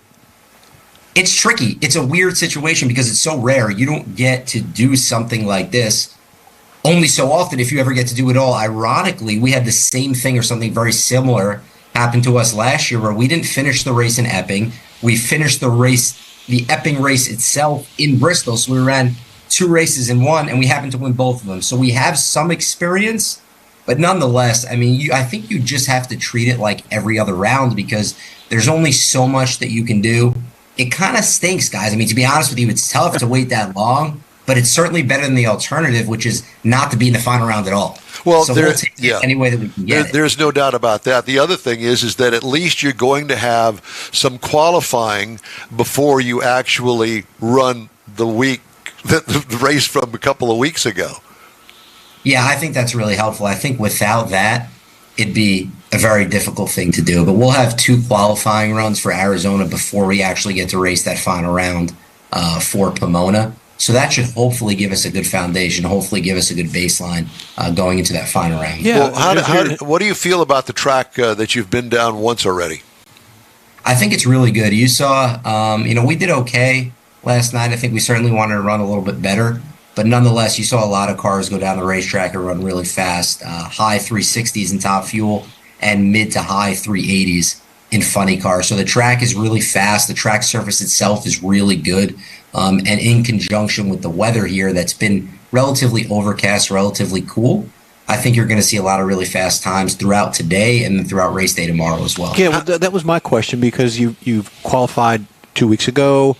The final's not going to be run, but you've got all the water grains, you got the ambient temperature, you got track conditions, and then, okay, we're going to move. So that's the question. I mean, that's... That just is not an easy thing to do, especially mentally. For me, I can only imagine as a driver what you go through and going, okay, now this is the this is the final. I got that, and I got that in my brain. But does it really change anything when you get to the staging lane?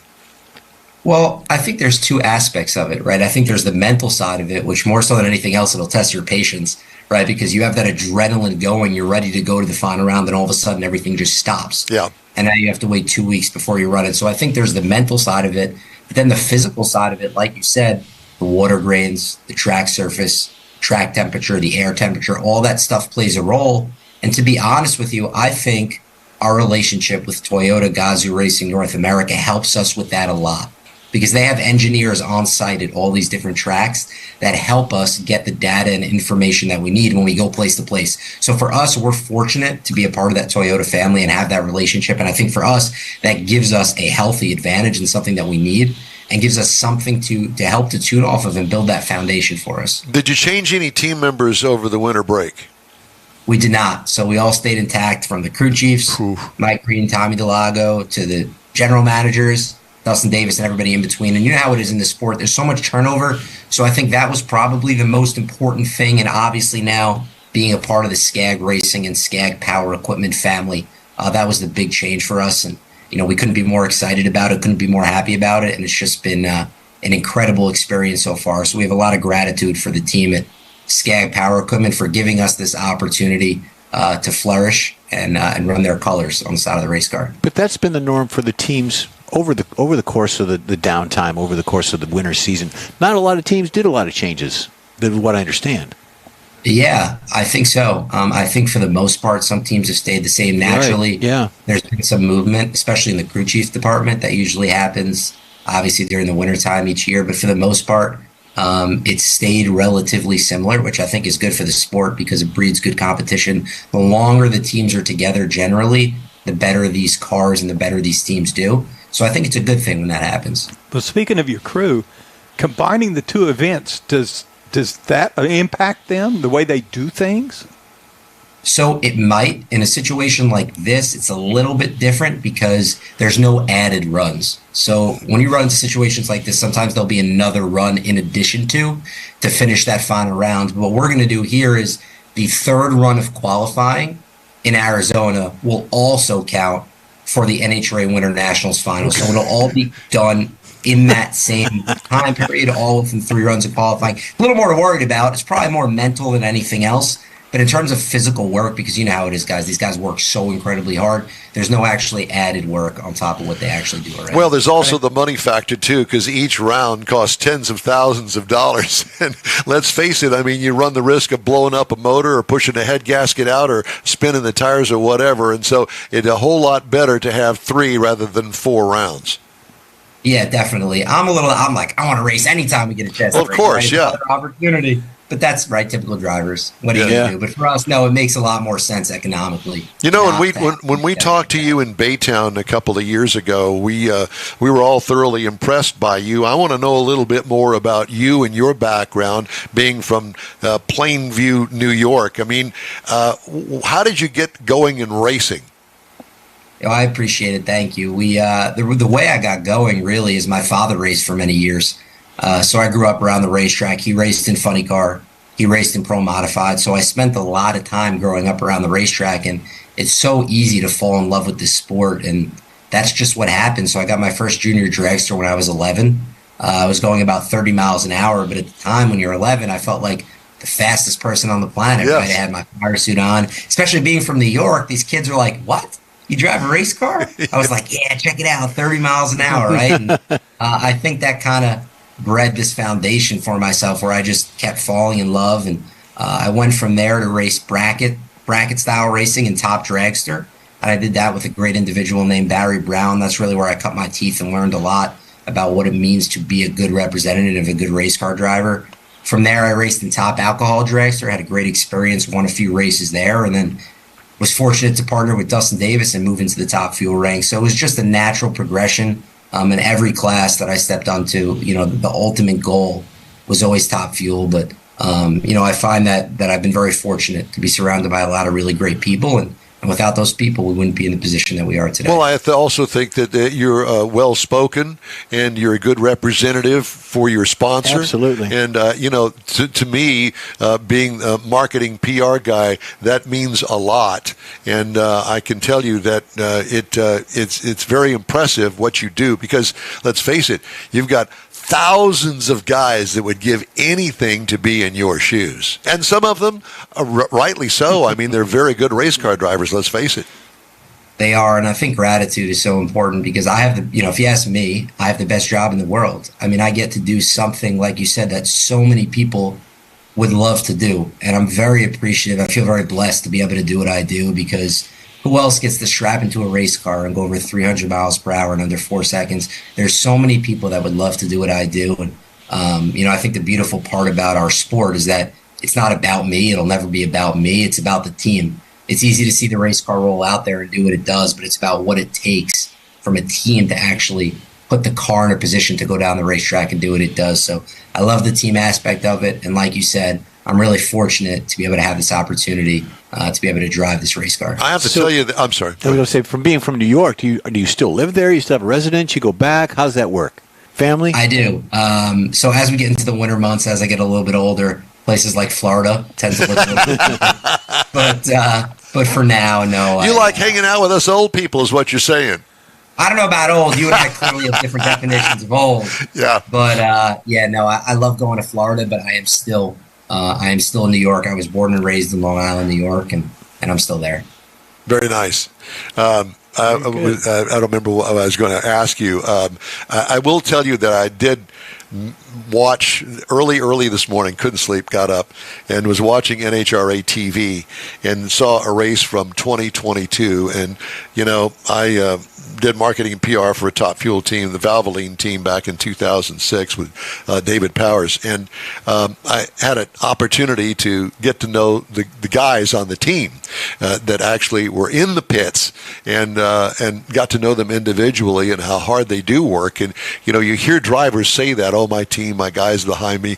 But the only view that you get at home watching on television or going to the race are the guys that come out there from the pit with the car, and they're doing each one doing their own job, thrashing to get the car staged up there on the starting line. And that's just a brief glimpse of what they do, because once that car gets back to the pits, I mean, it's gloves off. Everybody is all over that car, and it's a concert, if you will, of getting that car completely torn down and then put it right back together again and take it out racing again. People don't fully understand that, and when you go to an NHRA race and get to visit your pit, you get to see that in action, and it's truly a miracle the way they do it. Because I grew up in the school where, well, let's see, I got the intake manifold on this weekend. What, are you kidding me? These guys do it in 2 minutes.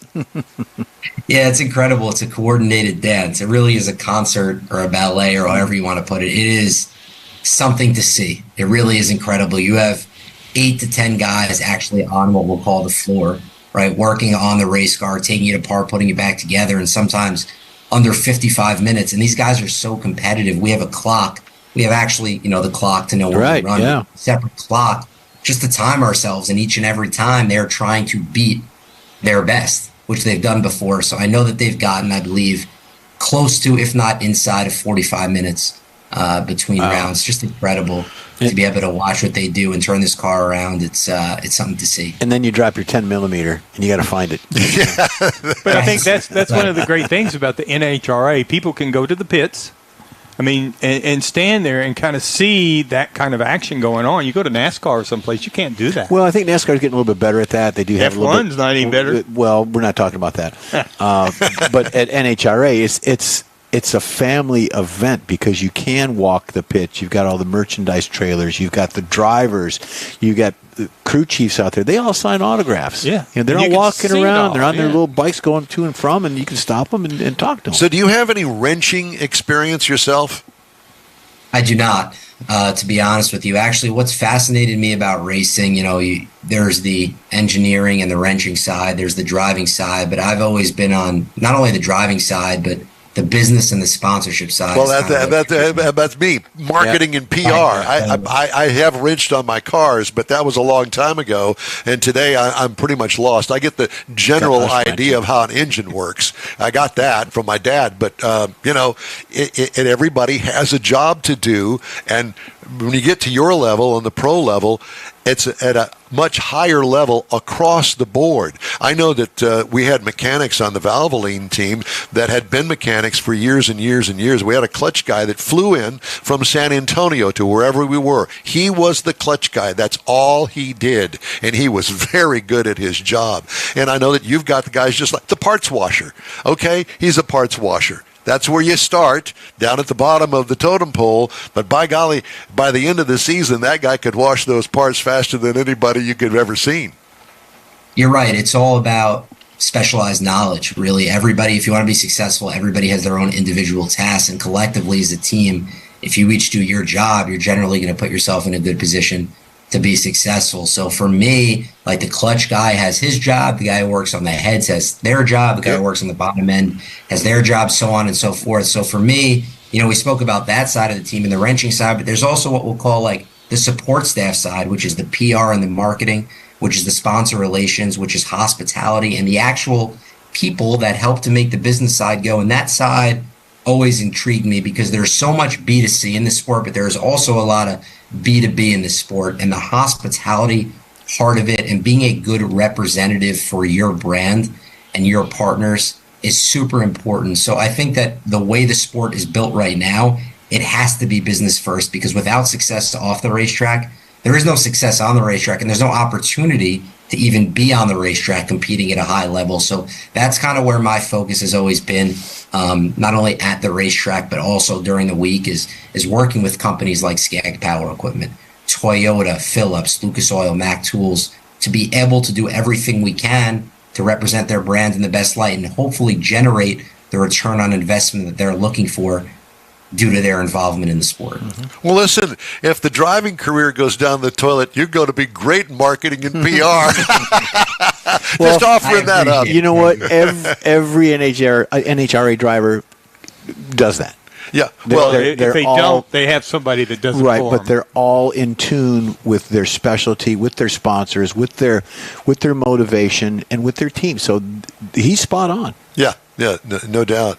Okay, so what are we going to look for today? How's the weather out there? Things looking good? Yeah, I think it looks really good. It'll be a touch hotter than it was yesterday. We are running in the middle of the day, so we're running noon and 2:30. So I think you'll see something in the mid-70s in terms of air temperature, and I think you'll see a bunch of low 70s, maybe even high 360s today out there on the racetrack from the top fuel car. So weather conditions are good. No rain in the forecast, so all should be good today. It'll be nice and fast out there. Well, it's almost 9 o'clock. What time do you have to be at the track? Right after this, so I'm going to head over there soon. We have a few things to do this morning. But I said, listen, before I leave the hotel, got to make sure I speak to you guys. Oh, hey, man, thank you so much for great. joining We us. appreciate it. We're going to let you get to the track. Best of luck to you. We'll be watching, and we'll be pulling for you, brother, bet. so you take care of yourself. Thanks, you too. I appreciate you guys having me on. Thanks for all that you do. Have a good day. Thank you. You too.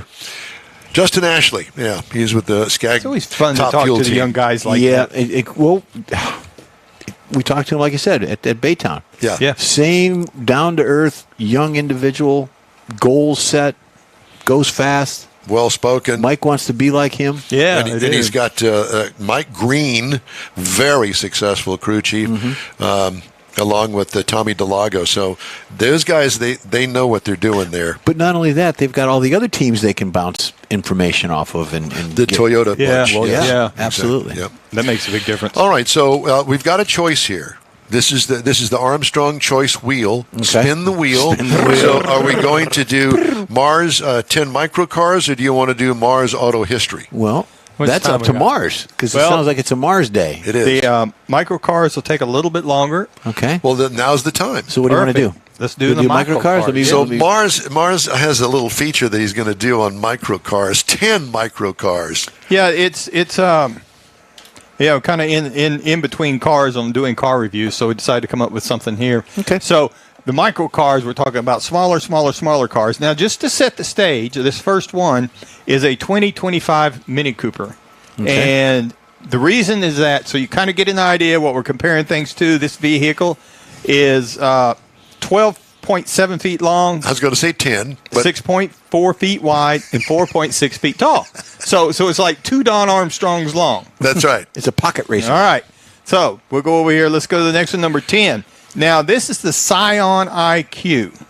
Now, it's 10 feet long and 5 Scion. foot They don't. wide. Wait a minute. They don't make Scions anymore. Well, I know. Some of these cars are out of European. production. Okay. A lot of the European cars are even that smaller. car is really, really ugly. And it's 10 feet long, 5 feet wide, 2-seater, disguised as a 4-seater. And It's disguised as a semi-truck. it had 98 horsepower. So then we come to the Fiat 500. Now, not the Fiat 500 you see these days. Not the one your mom told you about. Yeah, that's like 12 feet long. Now, this is the early version. It was actually made from 1957 to 1975, and it's 9 feet 9 inches long.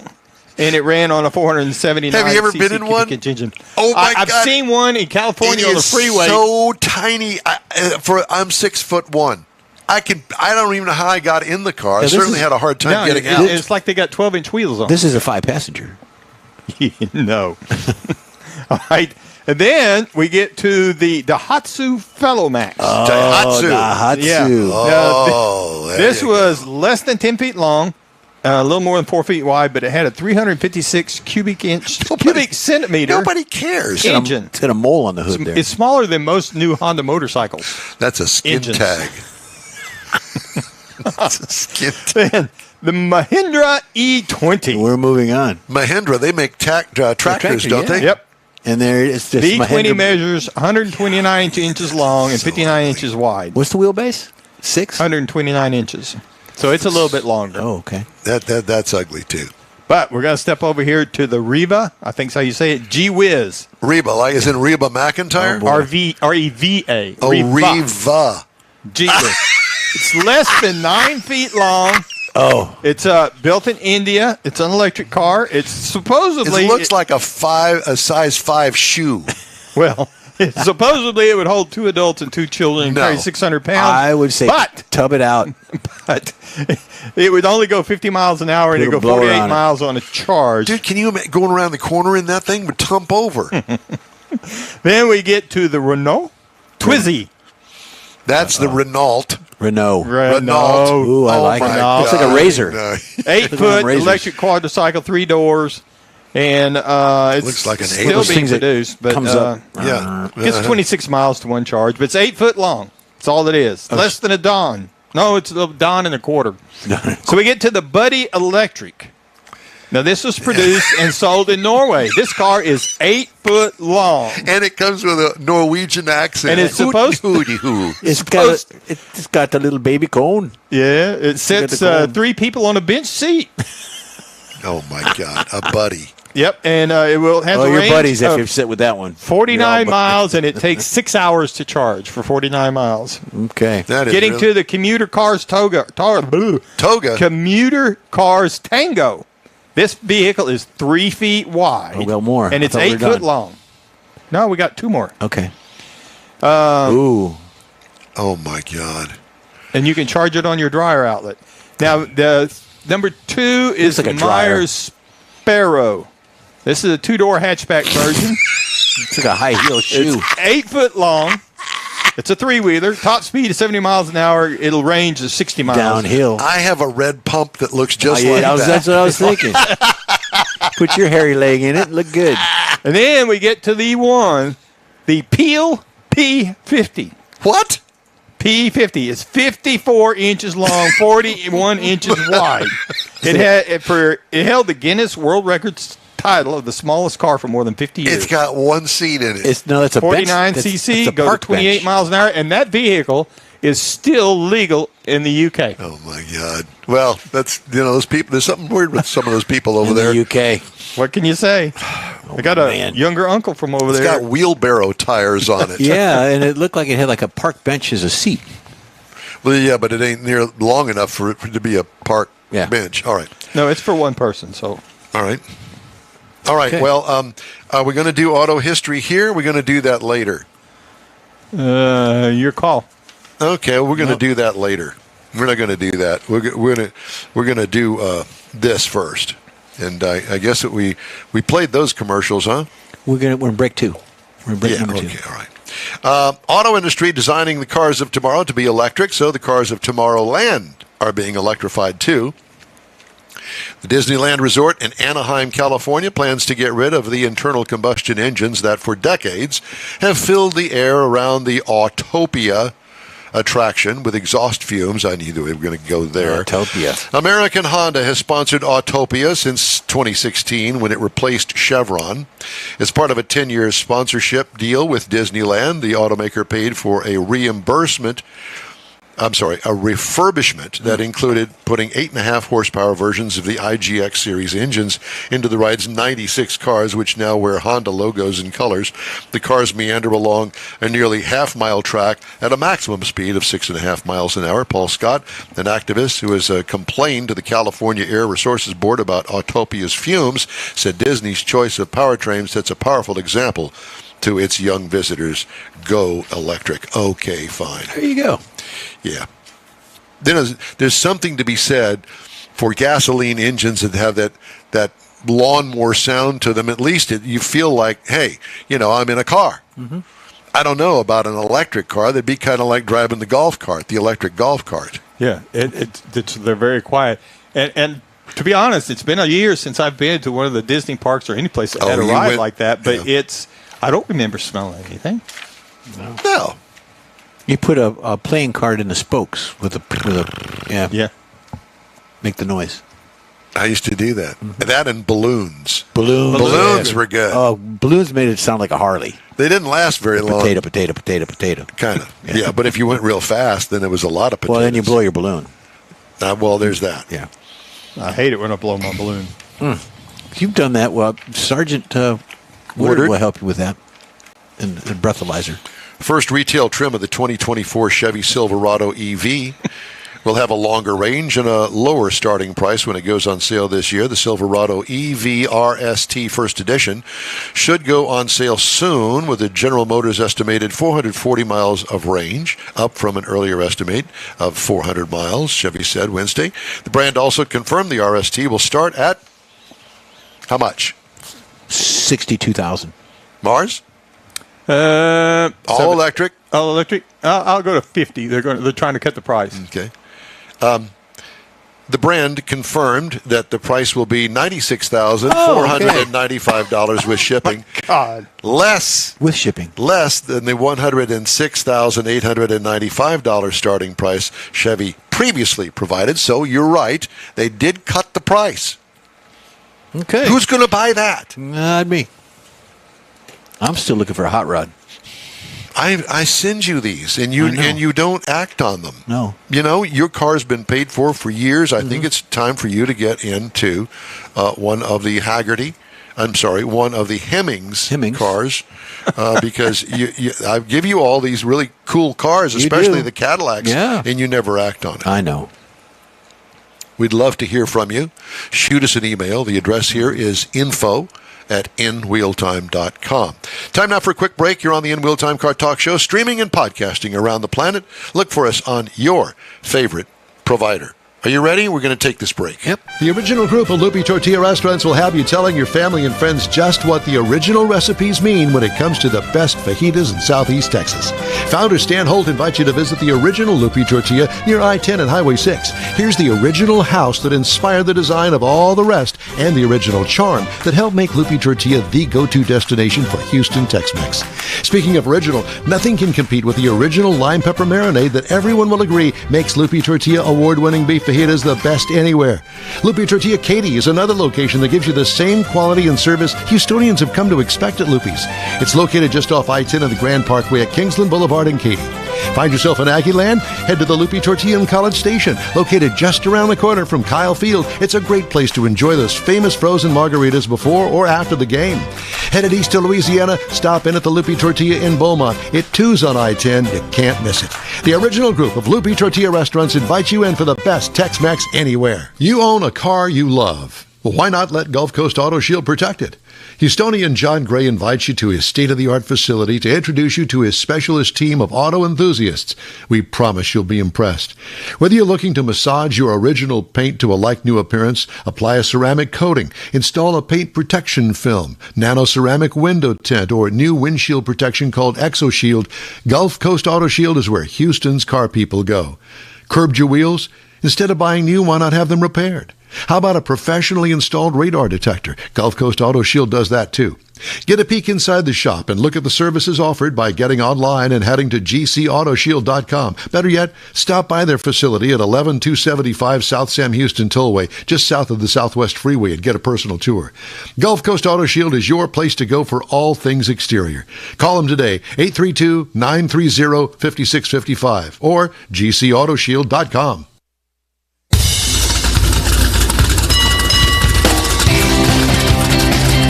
Podcasting and streaming around the globe.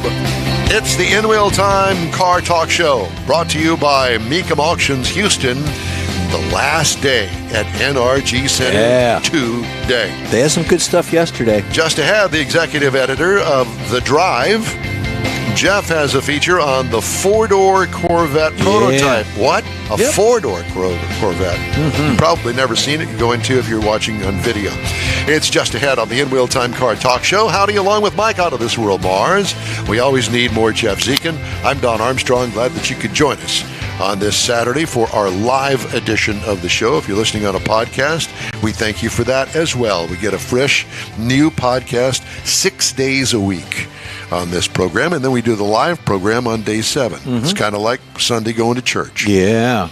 Right? We pray that we get on the air. You know, whatever we do in the studio, it's truly amazing to me that we can screw it up from week to week, and somehow, you know, today on many of the, was it the live channels? Many of the live channels. It was just the Facebook and YouTube. We had some glitches this morning. Yeah. Well, we still have random. We were on iHeart. Straight up at the top of the app. iHeart ran fine, despite the fact that I had it not really queued up to do that. It was kind of, I do not understand. And we got here 30 minutes earlier than we normally do, so we wouldn't have these problems, and we had them anyway. When we leave today, everything is turned off, cameras are quieted, everything's shut down, no one comes in here for a week, and then when we come back, something screws up. It's the gremlins. Yeah. Never fails. Yeah. Andrew Collins, the man behind an online publication called The Drive. He is our guest right now. Andrew, a pleasant Saturday morning to you. How are you, sir? Yes, you as well. I'm doing good. Can you guys hear me okay? We can hear you loud and clear, brother. Excellent. I like your Beetlejuice shirt. Is that what it reminds you of? Doesn't it? Come for your daughter, Chuck. There's that. So tell me about The Drive. Yeah, so The Drive is the chronicle of car culture, kind of an automotive news website. We do product reviews, car reviews, and of course, like us. Information. Yeah, exactly. Kind of like you guys. Where are you located? I'm currently in Denver, Colorado. I spend most of my time in the Hudson Valley of New York, but we have staff all over the country. LA, Indiana, up north, Portland, Oregon. It's very widespread. Now, are you a radio or TV guy? We're mostly online, actually. I know, but I'm talking about you personally. Your background. Well, a little bit of both, I guess. Done some appearances in the automotive realm on all kinds of platforms, radios and TV shows and all that good stuff. I see. So you weren't a jock at some time or did news on the radio or TV? Not as a full-time gig, just made appearances on shows like yourselves, and kind of bounced around. Okay. Well, because you hold yourself as a really professional guy, and obviously in a professional setting. So, going to be giving you kudos if I can. Okay, good. I appreciate that. Thank you. So tell me about the show. What's the format? Is it a weekly show? Is it on online all the time? So there's a couple of different. So The Drive itself is like a news website, like the New York Times or CNN or Fox or anywhere you get your text-based news. And then we're on YouTube as well with on The Drive on YouTube, also easy to find. And every week we're currently running a show called Charisma, kind of a little pun there, and that's kind of where we're looking at very unique, like custom cars and the people who have built them. So, like we've got an old BMW with a Nissan engine swapped into it, and five-cylinder Volvo that's heavily modified, and kind of go into like the backstory of the person and the hot rod, right? So you get like their relationship with their car and kind of cool stories like that. So that's been pretty fun lately. Gee whiz, we should have drug you with us to go on the hot rod tour here. We're going to have down in Texas in a couple of weeks. Oh, yeah. I bet you got some great ones down there. Well, 350 cars. We go from along the coastline down in Victoria, Texas, and we head north through the famous Texas Hill Country and wind up in Lukenbach, Texas.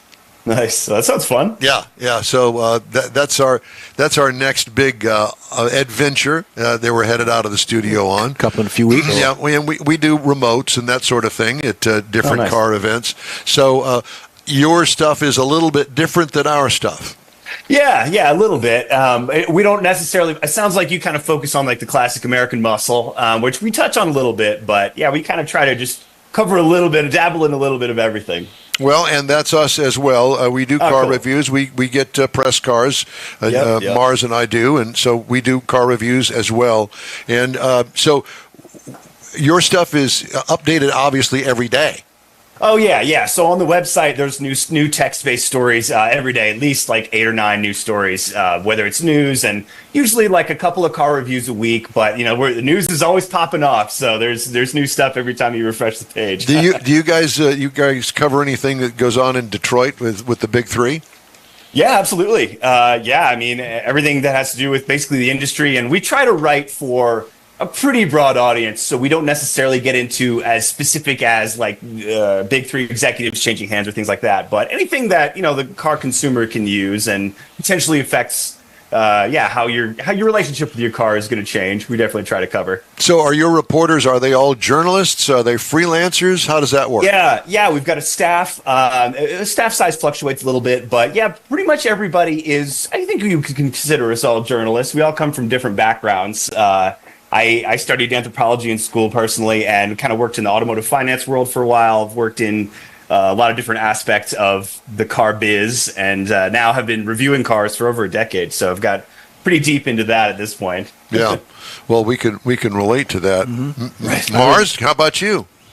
Yeah, I find it very interesting to see what everybody else is doing. I made several visits to his site. I'll say it that way. Good. And because they do have a lot of information there. I come from a Chippendales background. Do you? Yeah. I kind of felt that. I know that Bald is back. Mm-hmm. Yeah. So I'm thinking, well, there you go. Mm-hmm. We have Mr. Mars down there in the end. He was the former president of the Texas Auto Writers Association for several years. Yeah, several years. And Jeff is our tire god. So he he went around the world with Pirelli and Goodyear and other tire manufacturers. Cool. So, and I'm just the schlup that fell into all of this through broadcasting. So that's how our end he pulled us in. Yeah, I will say I did kind of get my start in something like what he's doing, except in the print world. I was doing freelance work for like Street Trucks and Trucking and Diesel World, people like that, down here in Texas because it was a lot cheaper to hire me than it was to fly them out of L.A. over to here. Right. So that's kind of where I got started. So besides your press cars that you get out of the press fleet, what kind of car do you have personally? Yeah, I've got a pretty eclectic fleet. I've got a 1975 International Scout. That's probably my oldest. That is my oldest. I've got a 98 Mitsubishi Montero. That's like an SUV type thing that's kind of modified for off-road adventures. I've got a 8th generation Honda Civic I use for racing because it's cheap to run. I've got a couple of BMWs. Got a BMW 3 Series Coupe E46. That's just kind of like our backroad cruiser. And then the pride of the fleet. Wait a minute. The BMW is the backroad cruiser. He needs to be introduced to the Lilienthals. The Lilienthals. Yeah. Do you know the Lilienthals up in Portland?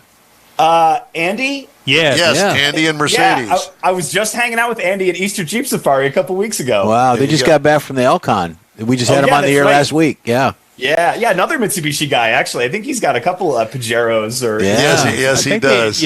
Yeah, I mean, we got to be sure. In Texas, we here we go. we kind of tend to think that everything with the J sounds like an H. Well, in that particular case, it has a completely different meaning if you put it as a H as opposed to a J. Yeah, I think that's why they sold him as Montero in America. That didn't really fly. No. But they're a great couple. They're great kids, and they're part of the show. Yeah. Oh, great. That's awesome. I didn't even know that. Yeah, that's cool. Cool connection. We all get around, don't we? Yeah. Yeah. I feel like So what finds you in Denver? My sister lives out here, so I stay with her for a lot of the winter to go skiing, actually. Cheater.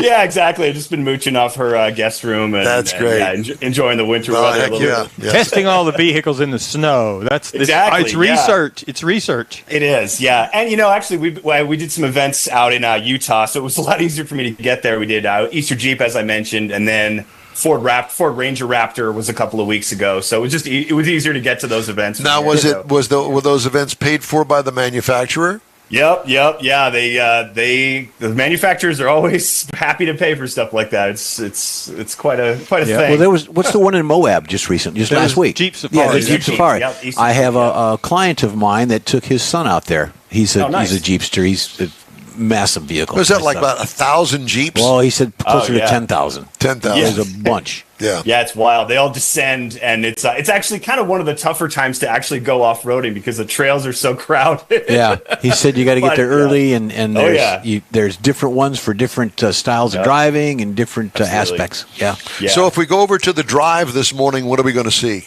Well, let's see what's going on. I probably should have checked my site. He doesn't. Well, actually, well, it's 9 o'clock in the morning on a Saturday, so I'm just getting the sand out of my eyes. It's actually at the top is a review I wrote about a motorcycle called the BMW CEO2, which is like an electric, kind of a scooter type of thing, very bizarre vehicle.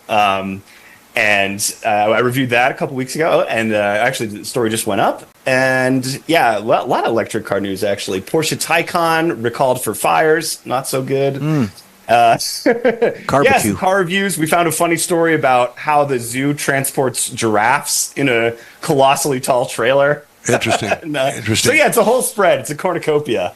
Now, who runs your website? Do you do that, or does somebody else do that? No. So the main guy is the editor-in-chief, Kyle Tromka. He kind of decides what we're going to cover, and he's the main man pulling the levers. And then we've got a deputy editor and a news editor, and they both kind of help the daily flow. My role as executive editor is I do a little bit of everything. I've been in the biz long enough that I've kind of had every job there is to have at a car website. So I do a lot of behind-the-scenes stuff and a little bit of writing and editing. And I also work on making relationships with companies for example, we do WD-40 sponsors some of our wrenching articles. So we'll do a story about a little project we're working on, and we'll be like, and here's how you use WD-40 in it. So stuff like that is also fill in the gaps. Yeah, exactly. Yeah, exactly. Well, if you need anybody, Mike and I and Jeff, we're all looking for jobs. So real job. You got a good thing going here. Well, yeah, we do enjoy it. We enjoy it. Good. Yeah, we're just looking to make a living doing it. That's the only thing. It's kind of like racing, I love racing. I go racing work on the car all the time, not making a dime. Matter of fact, it's costing me money every week. That kind of thing. Well, you can quote me on this. I know how to make $20 million in racing. Do you? You start with $50 million. Yeah, that's right. There you go. Well, Andrew, it's great talking to you, my friend. The website is called The Drive. Yep. And I guess it's thedrive.com. Yes, sir. There you go. And I'm sure that you have presence on Facebook and the other social media platforms. The Drive's on all those. Yeah, Facebook and Instagram and all that good stuff. Well, listen, good luck with your skiing activity while you're Thanks, man. before the snow melts. Don't have much time left. Yeah, stay in touch with us. It's great talking to you. Likewise. Thanks. Thank you. Nice young kid. They're all kids nowadays. They're all kids. Yeah, unfortunately. What a wealth of knowledge on that. But it's kind of neat to see somebody that's that energetic and somebody that's in the business trying to have fun. I mean, this guy's smiling. Energetic? Energetic. We're not? Or do we next? We got a foot in the grave? It's what are you saying, Mike? What are you really trying to say? This sponsor is Prevagen. Trying to say that in some places there's still hope for the future. There's hope for all of us. Yeah. You betcha. Yeah, you betcha. Yeah. We've got a couple of special features. Where are we going for you? Because I got to get this going. Where are we going? Well, why don't we do Mr. Mars? Well, we did this, but we did the 10 microcars, didn't we? Right. Okay, well, I can put that sheet away. History, and then we can do one of mine. Okay, well, I want to do your famous 4-door Corvette. Okay. And then we've also got Hemmings Sold Cars Roundup, and I've also got recalls. Lots of recalls. Okay. Well, you want to start with the Corvette? Yeah, I do. Okay. Well, here we go. All right. This is a super rare Corvette, according to what they tell me. It's a long four-door C3. No, this isn't it. This is it. It is a C3 Corvette. It popped up for sale. Now, the four-door 1980 Corvette was commissioned by GM and is one of only 6 produced known to still exist. It's hard to fathom, but there was a time when GM was considering building these four-door Corvettes. These days, we're constantly hit with rumors about Corvette sedan and perhaps a Corvette SUV. Did you want to say something on that? Nope. Okay. None of which actually made it to production. Well, kind of, sort of. The elongated C3 is in fact real, and GM didn't technically build it. They commissioned it from a company called California Custom Coach in Pasadena, California. That's Pasadena. A grand total of 6 of these vehicles were produced as part of an exercise to test the market and gauge interest in a family-friendly Corvette. And today, only 2 of the original cars are known to exist. The one you're seeing here is currently up for sale at a tidy sum of over $102,562. I'll pass. The car is completely original, right down to its number-matching drivetrain. It only has 20,000 miles on it, Mike, so if you're looking for something for the grandchildren, there to go. That's it. Apparently, it was going to be called the Corvette America, but the automaker knew it was a niche product and didn't really go over too well. They planned to build 40 of them per year. 1 prototype and 5 cars were produced, constructed from 2 Corvettes each. After slicing them in half and putting them back together, resulting in a wheelbase was 30 inches longer than a regular C3. It wasn't just the low interest that killed the Corvette America. It was the limo look, super cab-sized length, and the car's exorbitant cost. So while the C3 back in '80 went for about $13,000, this 4-door was set to go for $35,000 back in '80. So hit the no button on that. Nobody wanted it. I like it. I would drive it. This car's been around the block a few times. According to Barn Finds, which is a site you can go to, the 4-door Corvette first popped up back in 2017 with an insane price tag of $275,000. Then it resurfaced in 2019 on Craigslist for about $119,000. So will it sell for the 102? Who knows? Oh, probably. Some rich guy will buy it. Just because it's that unique. Yep. But, I saw it. I liked it. I would drive it. I'd drive it. I can't imagine driving a Corvette with that long of a wheelbase. Well, and I also the B-pillar on that car is so thick. Yeah. How would you see around that? Well, you'd have people in the back telling you where to go. I guess. But I like the body style of the 80. Anyway. I really like that. You do? Yeah. Well, I always like that body style Corvette. Mm-hmm. Yeah. All right. So we have recalls to tell you about. Kia Telluride being recalled for the 2022-2024 model years. The vehicle will roll away from the disengaged drive shaft. Uh-oh. Oops. Porsche problem. recalling lots of Taycans. High voltage batteries may short circuit. Almost all of them from the 2020 model year all the way through 2023.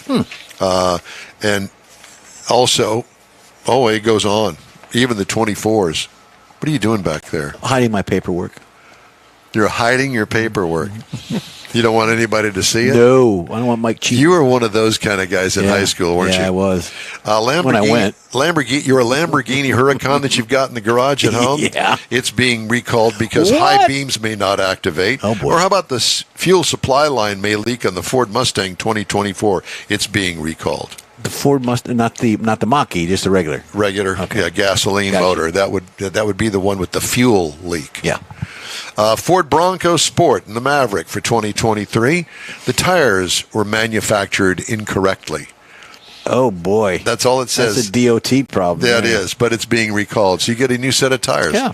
Hopefully you got about 30,000 miles on it, and gets you a new set for 3 free. millimeter, yeah. Loss of drive power from damaged wiring harness on the Mercedes-Benz E350 and 450 for the 2024 model year. Improperly secured 12-volt ground connection on the Mercedes-Benz Sprinter 1500, 2500, 3500, 4500 for the 2023 model year. Tire damage from contact with the wheel arch liner on the Ford Transit for 2023 and that's the inner fender. 2024. Yeah. And airbag may not deploy. Again, here we go. Subaru Legacy and Outback 2020 through 2022. High voltage batteries may short circuit on the Audi e-tron GT and RS e-tron GT 22 to 24 model years. And same thing on the 22 to 23 Audi e-tron GT. And I don't know why they've got it on here twice, but it's 2 recalls anyway. You got an Audi? You got anything? Look it up. Yeah. Go to safercar.gov and type in your VIN number, and it'll tell you whether your car's been recalled or not. Chrysler Pacifica and the Voyager for 24. The windshield may detach during a crash, so Well- don't crash it. Aren't they supposed to have some type of give? Like you've got your crash. I don't. Crumple zones in the fenders. Yeah, but I don't think that the windshield's supposed to fall out. Okay. I think it's supposed to stay intact. So if you're not wearing your seatbelt, you won't get thrown through the hole that was left That's by true. the windshield. Yeah. Yep. All right. What else am I missing? Oh, I wanted to do. No, the cruising calendar is next half hour. What else? What else do you have? Anything else, Mr. Mars? Auto history. Auto history. Well, you want to do that? All right. If you give me just a second here. All right. Well, I can do that. You have to pull up. See, we got this all balled up this morning because we had guests that, I can't do it this time, that we said we were going to do it, but we had to move it to another time. Well, Okay. that, and plus just There's a lot of juggling going on. lots of juggling going on. And speaking of juggling, juggling. April 1888, Bertha Benz, wife of Carl Benz. I knew her. You probably dated her in school. Took the And got divorced. He needed the money. Benz patent motor wagon number 3 on a 65-mile trip over in Germany without her husband knowing about it. She stole it. She stole it. Yeah. And this was considered the first long-distance automobile trip, and it demonstrated the viability of the automobile as a practical mode of transportation. She was doing wheelies with it. She is was what a hero. doing. But she did figure out she's considered the disc brakes. She was going downhill and she couldn't stop, so she had a guy put some leather pads onto her wooden brakes on her wooden wheels, and that's where disc brakes evolved from that. Well, there you have it. She's a trendsetter. Trendsetter. Look at 1970. We go from this to 70. Yeah. The AMC Gremlin was introduced. You know what? Those were ugly cars at the time, but wouldn't you love to have one of those today? Absolutely, with the LSN. There are a lot of racers, a lot of dragsters, with big blower on it. Yep. It's a compact car, full of fuel efficient, one of the first subcompact cars produced in America. 1973, the first handheld mobile phone call was made in a car from a guy named Martin Cooper. He is the Motorola engineer who spent years and years developing mobile phones. Isn't that the same guy that stole the DC-3 and parachuted out with No, $1 that's million? DB Cooper. That's his Oh, cousin. a DB. I'm sorry. This guy is still on hold. I got you. Yeah. So the phone actually became available in 1985. It took 10 hours to charge it for a 30-minute conversation. It sounds like my EV that I had. And it cost $3,995. Just like your EV. Kind of like the $83,000 EV that I couldn't find a charger that worked to charge the car. There you go. Your payment for charging it was the same price as this phone. Oh my Right. God! And lastly, on this date, April the 1st, 2004, Google announced the launch of Google Maps. Not necessarily a car event, but it has changed the way people figure out how to get from And point A it to point still B. is screwed up. They haven't got it right yet. Destination's on the right. No, it's not. That's a field that's in the right. I didn't type in an address for a field. No, it still gets it wrong. I don't use it. I use other things. What do you use? Well, Waze, generally. This says it's good. This is from San Jose to San Francisco, but do you know the way to San Jose? Thank There you. you I go. knew you were going to go there. There you It's a go. long ways for that one, Jeff. There you go. It's a long way to Tipperary. Tipperary. Yeah. Tipperary. Temporary, whatever. Didn't Frank Sinatra sing that? I don't know. I Beastie don't Boys, know. I believe. Beastie. Oh, God. We used to Not- dance to it. Did you? Yeah. Great. Great. Well, guess what we're going to do now? We're going to do Jeff's cruise-in calendar. Oh, yeah, it's right here. I got it. Oh, there are a bunch. Oh, my goodness. Well, the It's most springtime important one is the one tomorrow. Right? But there's like 15 different ones today going on in different parts But of just don't, Southeast Texas. let's just do them for the ones in the Right. afternoon today. Okay, well, some of them are going all day. Some of them started at 8 o'clock this morning, like the Bluebonnet Cruise from Buc-ee's and Katy. Oh. They're going to go out and do the Bluebonnet So that's Cruise. not a cruise-in, that's a cruise. Just a cruise. Okay. Then you got Coffee and Cars in Houston at Post HTX 401 Franklin Street in Downtown, Houston. the old right. post office. Right. That's going on right now, as a matter of fact. And you got Torque Houston Cars and Coffee at Nose Cafe at 2120 Spring Stubner in Spring, Texas. That's going on right now. Actually, that's tomorrow. That one's tomorrow. I apologize. The O'Reilly Baytown Mike car show is coming up. That's at 7416 Garth Road in Baytown. That's from 9 to noon, going on right now. Stop by there later. Yep, you could. And then tomorrow, we'll save the best for last, but you've got the weekly car meet up in Willis. What you talking about, Willis? At the D&M True Value in 400 West Montgomery Street in Willis, Texas. And then, of course, the big one. The one we all go to tomorrow is at the Avalon Diner. It's Chrome and Coffee. And that is 9 to noon. 9 to noon. I'll see you there. Yep. That's the I might goal, even Eddie. make an adventure up there in my caddy. Which one are we doing here? Are we doing this one? We Or are going to doing this do one? number 3, which is this one. No. Yeah. No. We're not there yet. Okay. Well, we just did that. We can do that one again. Okay. Well, you want to do this one then? Yeah, we'll do that one. Let me get out of this, and we'll do that. All right, fine. Are you ready, Mike? I'm going to go talk to Jeremy. Y'all go ahead on. I'm gonna go talk to a man about his dog. Hold on.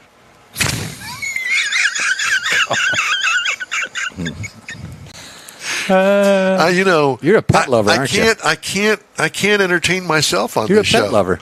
I am a pet lover. Okay, you ready? Yeah. Okay, we're going to take a quick break here on the In Will Time Car Talk Show. We'll be right back. The original group of Lupi Tortilla restaurants will have you telling your family and friends just what the original recipes mean when it comes to the best fajitas in Southeast Texas. Founder Stan Holt invites you to visit the original Lupi Tortilla near I-10 and Highway 6. Here's the original house that inspired the design of all the rest and the original charm that helped make Lupi Tortilla the go-to destination for Houston Tex-Mex. Speaking of original, nothing can compete with the original lime pepper marinade that everyone will agree makes Lupi Tortilla award-winning beef fajitas the best anywhere. Lupi Tortilla Katy is another location that gives you the same quality and service Houstonians have come to expect at Lupi's. It's located just off I-10 and the Grand Parkway at Kingsland Boulevard in Katy. Find yourself in Aggie Land? Head to the Lupi Tortilla in College Station, located just around the corner from Kyle Field. It's a great place to enjoy those famous frozen margaritas before or after the game. Headed east to Louisiana, stop in at the Lupi Tortilla in Beaumont. It too's on I-10. You can't miss it. The original group of Lupi Tortilla restaurants invites you in for the best Tex-Mex anywhere. You own a car you love. Well, why not let Gulf Coast Auto Shield protect it? Houstonian John Gray invites you to his state-of-the-art facility to introduce you to his specialist team of auto enthusiasts. We promise you'll be impressed. Whether you're looking to massage your original paint to a like-new appearance, apply a ceramic coating, install a paint protection film, nano-ceramic window tint, or new windshield protection called ExoShield, Gulf Coast Auto Shield is where Houston's car people go. Curbed your wheels? Instead of buying new, why not have them repaired? How about a professionally installed radar detector? Gulf Coast Auto Shield does that too. Get a peek inside the shop and look at the services offered by getting online and heading to gcautoshield.com. Better yet, stop by their facility at 11275 South Sam Houston Tollway, just south of the Southwest Freeway, and get a personal tour. Gulf Coast Auto Shield is your place to go for all things exterior. Call them today, 832-930-5655 or gcautoshield.com. By the way, I wanted to remind you that if you are headed out to the Mecum auction today, the doors are open, and they'll be open until they run all the rest of the cars through the auction today. So I would invite you to go out and check it out if you've not gone at all. We'll be right back. Pro-Am Auto Accessories has been serving Houston's auto enthusiasts since 1984, providing world-class products for sports cars, European sedans, and American muscle. Pro-Am is known as the place to go to find exclusive and hard-to-find parts and accessories. Pro-Am is one of the very first distributors in the USA for brands such as Recaro, Redline, Momo, Corbo, and Simpson. Located in the heart of Houston's premier retail and service corridor, the Galleria area, Pro-Am's walk-in storefront includes an 8,000-square-foot warehouse, showroom, and installation bays. Pro-Am not only sells parts and accessories, but also offers installation and service. Pro-Am is now reaching a worldwide audience through Pro-Am.com, taking its local reputation to the rest of the world. At Pro-Am Auto, you'll be dealing with a small group of professionals who truly want to help you with your automotive needs. If you don't see what you're looking for on the website, call and Pro-Am will lend you a hand. Pro-Am Auto, 6125 Richmond at Green Ridge in Houston's Galleria area. Call them at 713-781-7755. Want to feel good about something special you did for someone special? In Wheel Time and the original Lupi Tortilla group of Tex-Mex restaurants have joined together to help a very worthy cause, God's Garage, a Christian-based 501c3 charity. We know there are lots of places and organizations out there where you can donate a car, truck, or SUV, but we're asking you, our car enthusiast family, to consider donating to God's Garage. Visit godsgarage.org and learn about its mission, the women that have been helped, how each one is screened, and about their Restore You program. A car donation is an easy way to make a difference in the lives of others. God's Garage needs good operating vehicles, but will take all types in working and non-working condition. Make your heart and soul feel good by donating your gently used vehicle and help support single mothers, widows, and wives of deployed military at godsgarage.org. Mecum Auctions, the world's largest collector car auction company, returns to Houston, Texas, April 4th through the 6th at NRG Center, featuring 1,000 muscle cars, Corvettes, trucks, customs, and more. Broadcast on Motor Trend TV and streaming live on Max. From avid collectors to those new to the Mecum experience, we welcome everyone. Register to bid now at Mecum.com.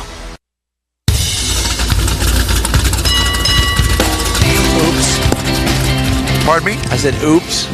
Viewed by millions around the globe. It's the N-Wheel Time Car Talk Show. Just ahead, Hot Rod Tour co-founder Jeremy Taylor and the Crossroad Car Club in Victoria, Texas. We're going to talk to him. Now, of course, he is part of the Hot Rod Tour of Texas, but this is the car club in Victoria. Mm-hmm. We'll figure all that out. Jeff had this week's cruising calendar. Yep. I got some more stories making automotive news headlines today. Today's show sponsored by Mecum Auctions Houston. 2024 show ends today, so hurry on down to NRG Center. Howdy, along with Mike out of this world Mars. We always need this guy, more Jeff Zekin. Mm-hmm. I'm Don Armstrong, just for now anyway. I'll go by something else later on today. So it's great to have you with us. Last half hour of our show on our live broadcast, 10:31 on a Saturday morning. Let's go live down to Victoria, Texas. Jeremy Taylor is down there. And Jeremy, good morning to you again, sir. It's good to see you. Good morning. Long time. I know. Yeah, exactly. So we've already talked about the Hot Rod Tour, but just to reiterate, the tour is sold out. They're not accepting any more entries. Almost 350 cars. That's plenty. I got it. It's good. We're going to be on the tour with you guys, and that's coming up 2 weeks away, actually. A couple of weeks away. Yep. Very exciting. Very exciting. And thank you all for the custom mugs. And so who made the mugs? Sabra made the, yeah, okay, yeah. So at any rate, so now let's talk about the Crossroads Car Club. Yeah. And so go ahead. And so currently I'm the president for the Crossroads Cruisers. We're out of Victoria, Texas. We started in 1999. It was created. The name came from Victoria is considered the crossroads. We're between Houston, Corpus, San Antonio, Austin, are all about an hour and a half, 2 hours from all of them. Yeah. That's where the name came from. and we're a charitable organization. We do some fundraisers and give back to local charities. Very nice. Where are you right now? Actually, we're at River Rod. We're in New Braunfels right now. Yeah. Did the car club go up there? There's a group of us, yes.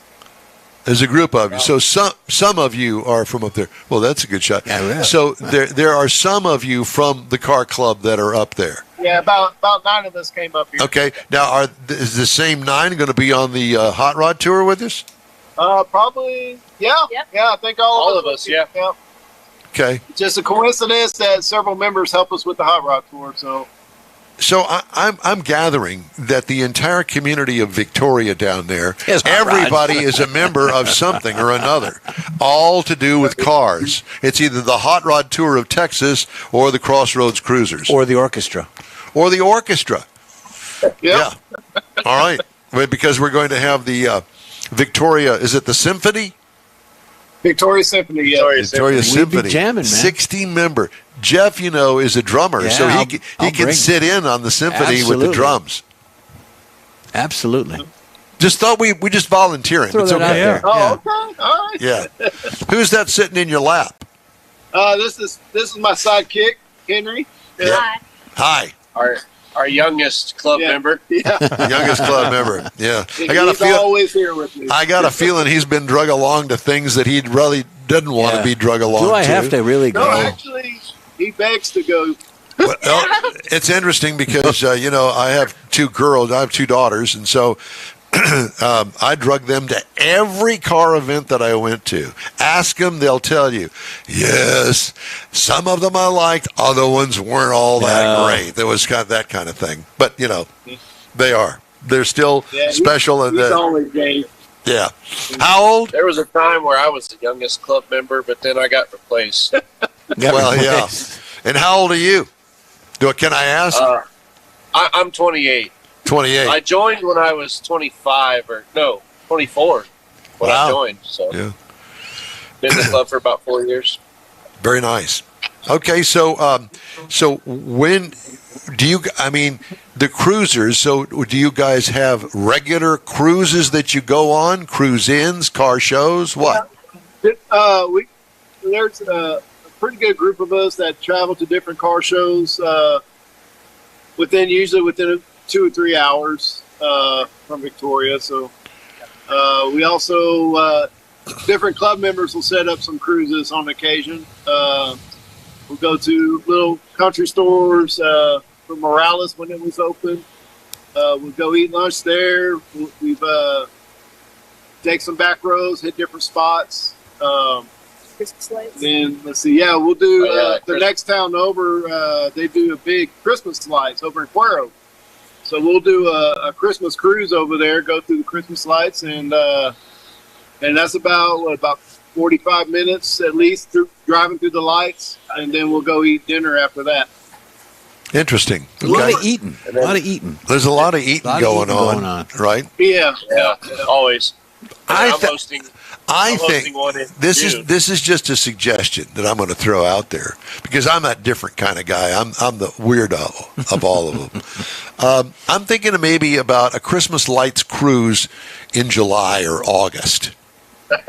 What the fuck's on the head, so? Well, so you wherever it is that you go, there's usually one area of town that everybody puts up lights. Hey, so let's do it again in July. The Hallmark Channel has Christmas in July. It serves a couple of purposes. Mm-hmm. You could have the fireworks clearly, but you'd never have to take the Christmas lights down. Yeah, you'd have it twice a year and just turn them on, and then the 4th of July, and then turn them off, obviously, and wait unplug them. And then when Thanksgiving rolls around, there you go. They're all set, ready to go, and you can have another cruise. Go to see them again. There you go. Yeah. I'm sorry. My Tourette's, I guess, is acting up. I'm not exactly sure. The Hallmark's got Christmas in July on the Hallmark Channel. We could be part of that. Well, and I'm thinking we could invite the Hallmark Channel on down for the Hot Rod Tour and the Crossroads Cruisers. Good deal. I know. Look, this is an entertaining car show that we do here. So you have to understand that we try to entertain. And not only do we try to entertain our viewers and listeners, but we also try to entertain you guys on that end, too. Yeah. So I noticed that there's one person amongst you that doesn't have a beard. Yeah. And he's getting there. He's is he work on got a little fuzz going? Yeah, that's good. All right, so I guess you guys need to have a cruise up this way. It's only an hour and a half. Well, from Victoria, it's only an hour and a half, for God's sakes.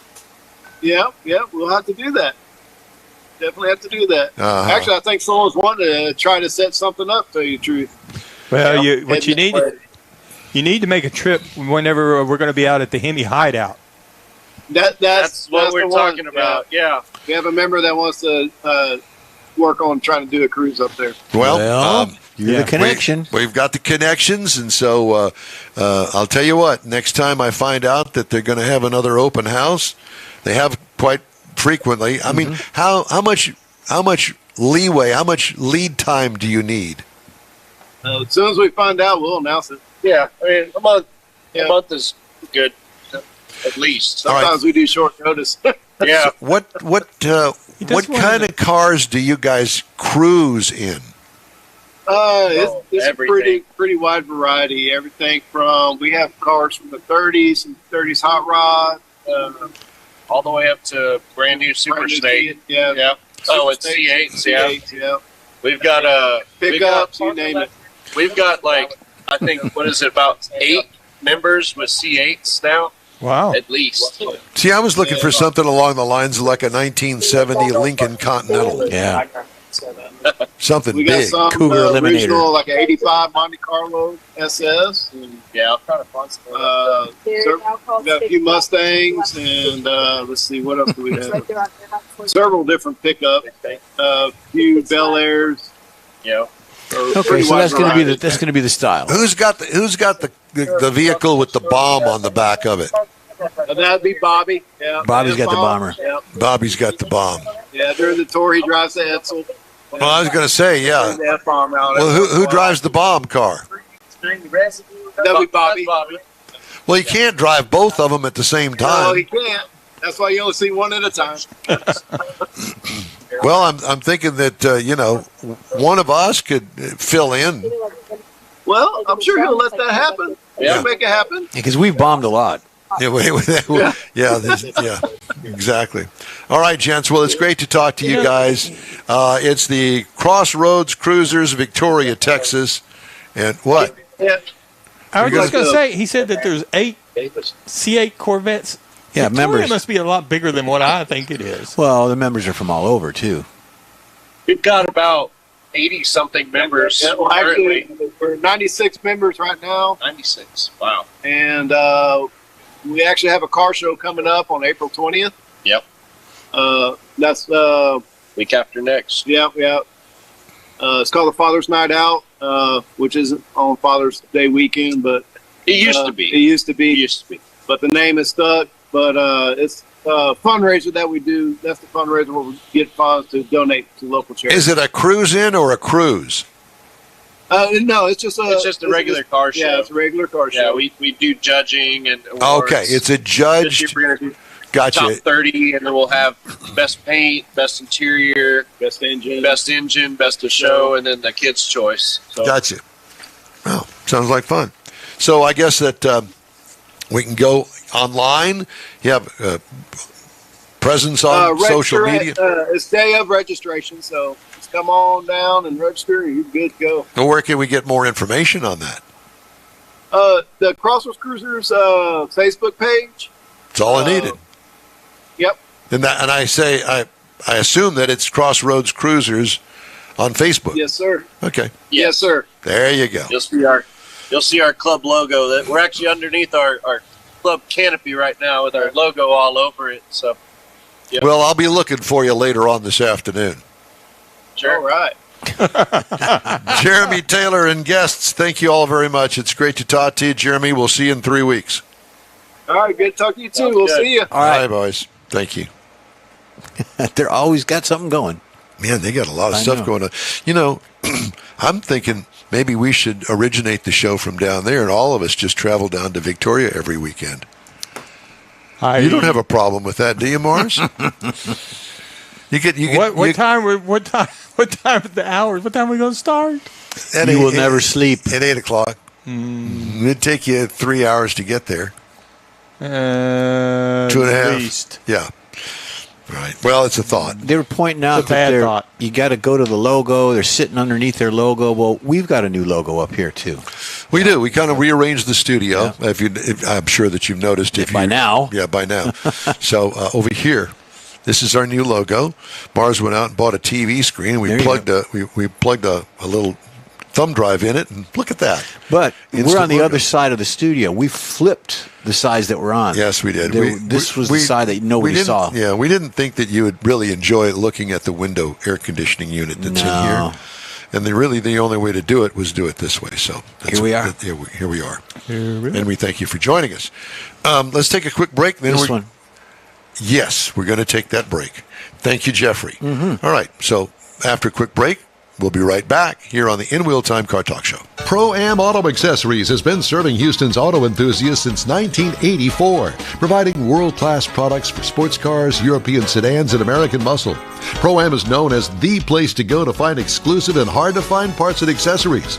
Pro-Am is one of the very first distributors in the USA for brands such as Recaro, Redline, Momo, Corbo, and Simpson. Located in the heart of Houston's premier retail and service corridor, the Galleria area, Pro-Am's walk-in storefront includes an 8,000-square-foot warehouse, showroom, and installation bays. Pro-Am not only sells parts and accessories, but also offers installation and service. Pro-Am is now reaching a worldwide audience through Pro-Am.com, taking its local reputation to the rest of the world. At Pro-Am Auto, you'll be dealing with a small group of professionals who truly want to help you with your automotive needs. If you don't see what you're looking for on the website, call and Pro-Am will lend you a hand. Pro-Am Auto, 6125 Richmond at Green Ridge in Houston's Galleria area. Call them at 713-781-7755. Want to feel good about something special you did for someone special? In Wheel Time and the original Lupi Tortilla group of Tex-Mex restaurants have joined together to help a very worthy cause, God's Garage, a Christian-based 501c3 charity. We know there are lots of places and organizations out there where you can donate a car, truck, or SUV, but we're asking you, our car enthusiast family, to consider donating to God's Garage. Visit godsgarage.org and learn about its mission, the women that have been helped, how each one is screened, and about their Restore You program. A car donation is an easy way to make a difference in the lives of others. God's Garage needs good operating vehicles, but will take all types in working and non-working condition. Make your heart and soul feel good by donating your gently used vehicle and help support single mothers, widows, and wives of deployed military at godsgarage.org.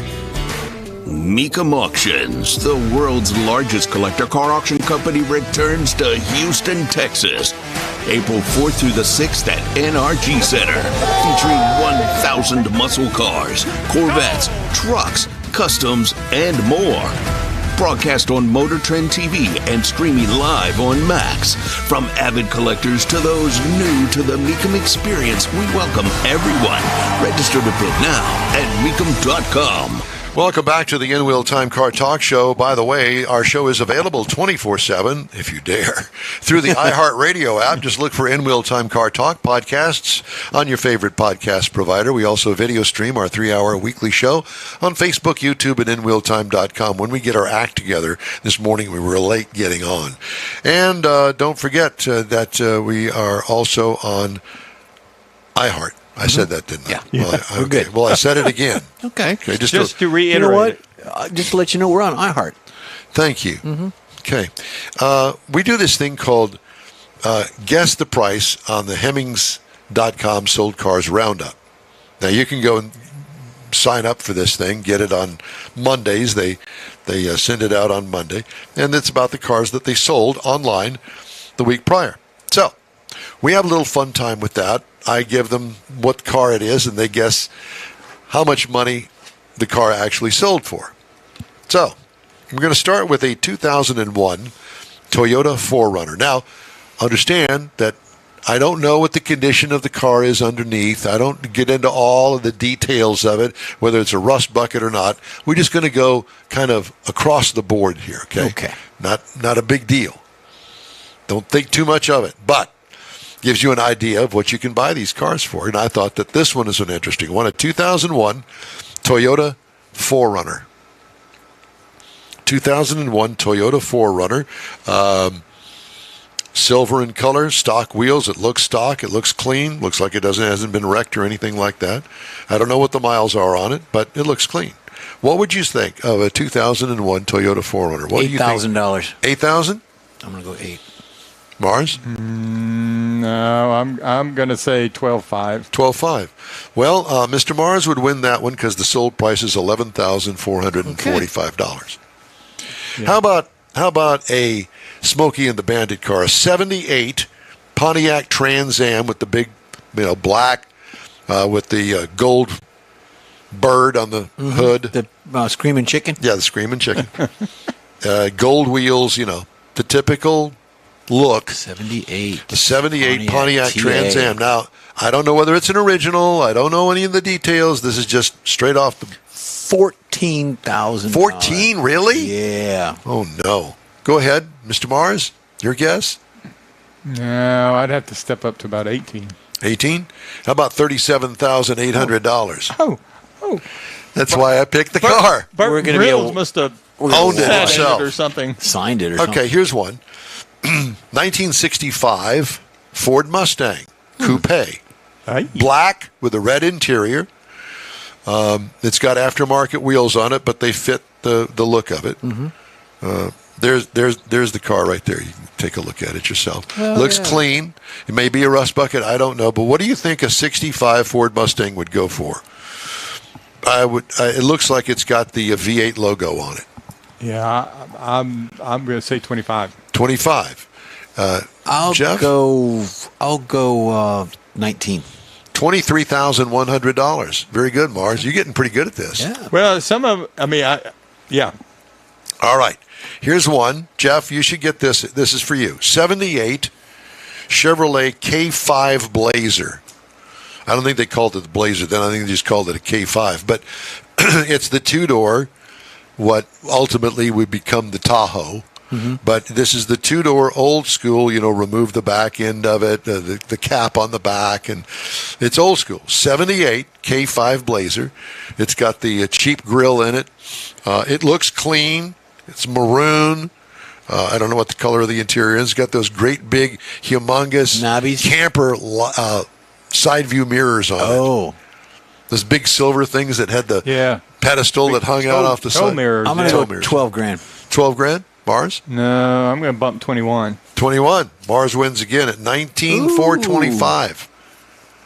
Did you look at this before? No. I He's on the site right now. I looked at some of the vehicles I used to own. I used to have one of those, and the Mustang, the 65 Mustang. Don't you wish you had those back? Exactly. That's the reason I kind of look at it and go, dang gum, I should have kept that car. Here's an oddball.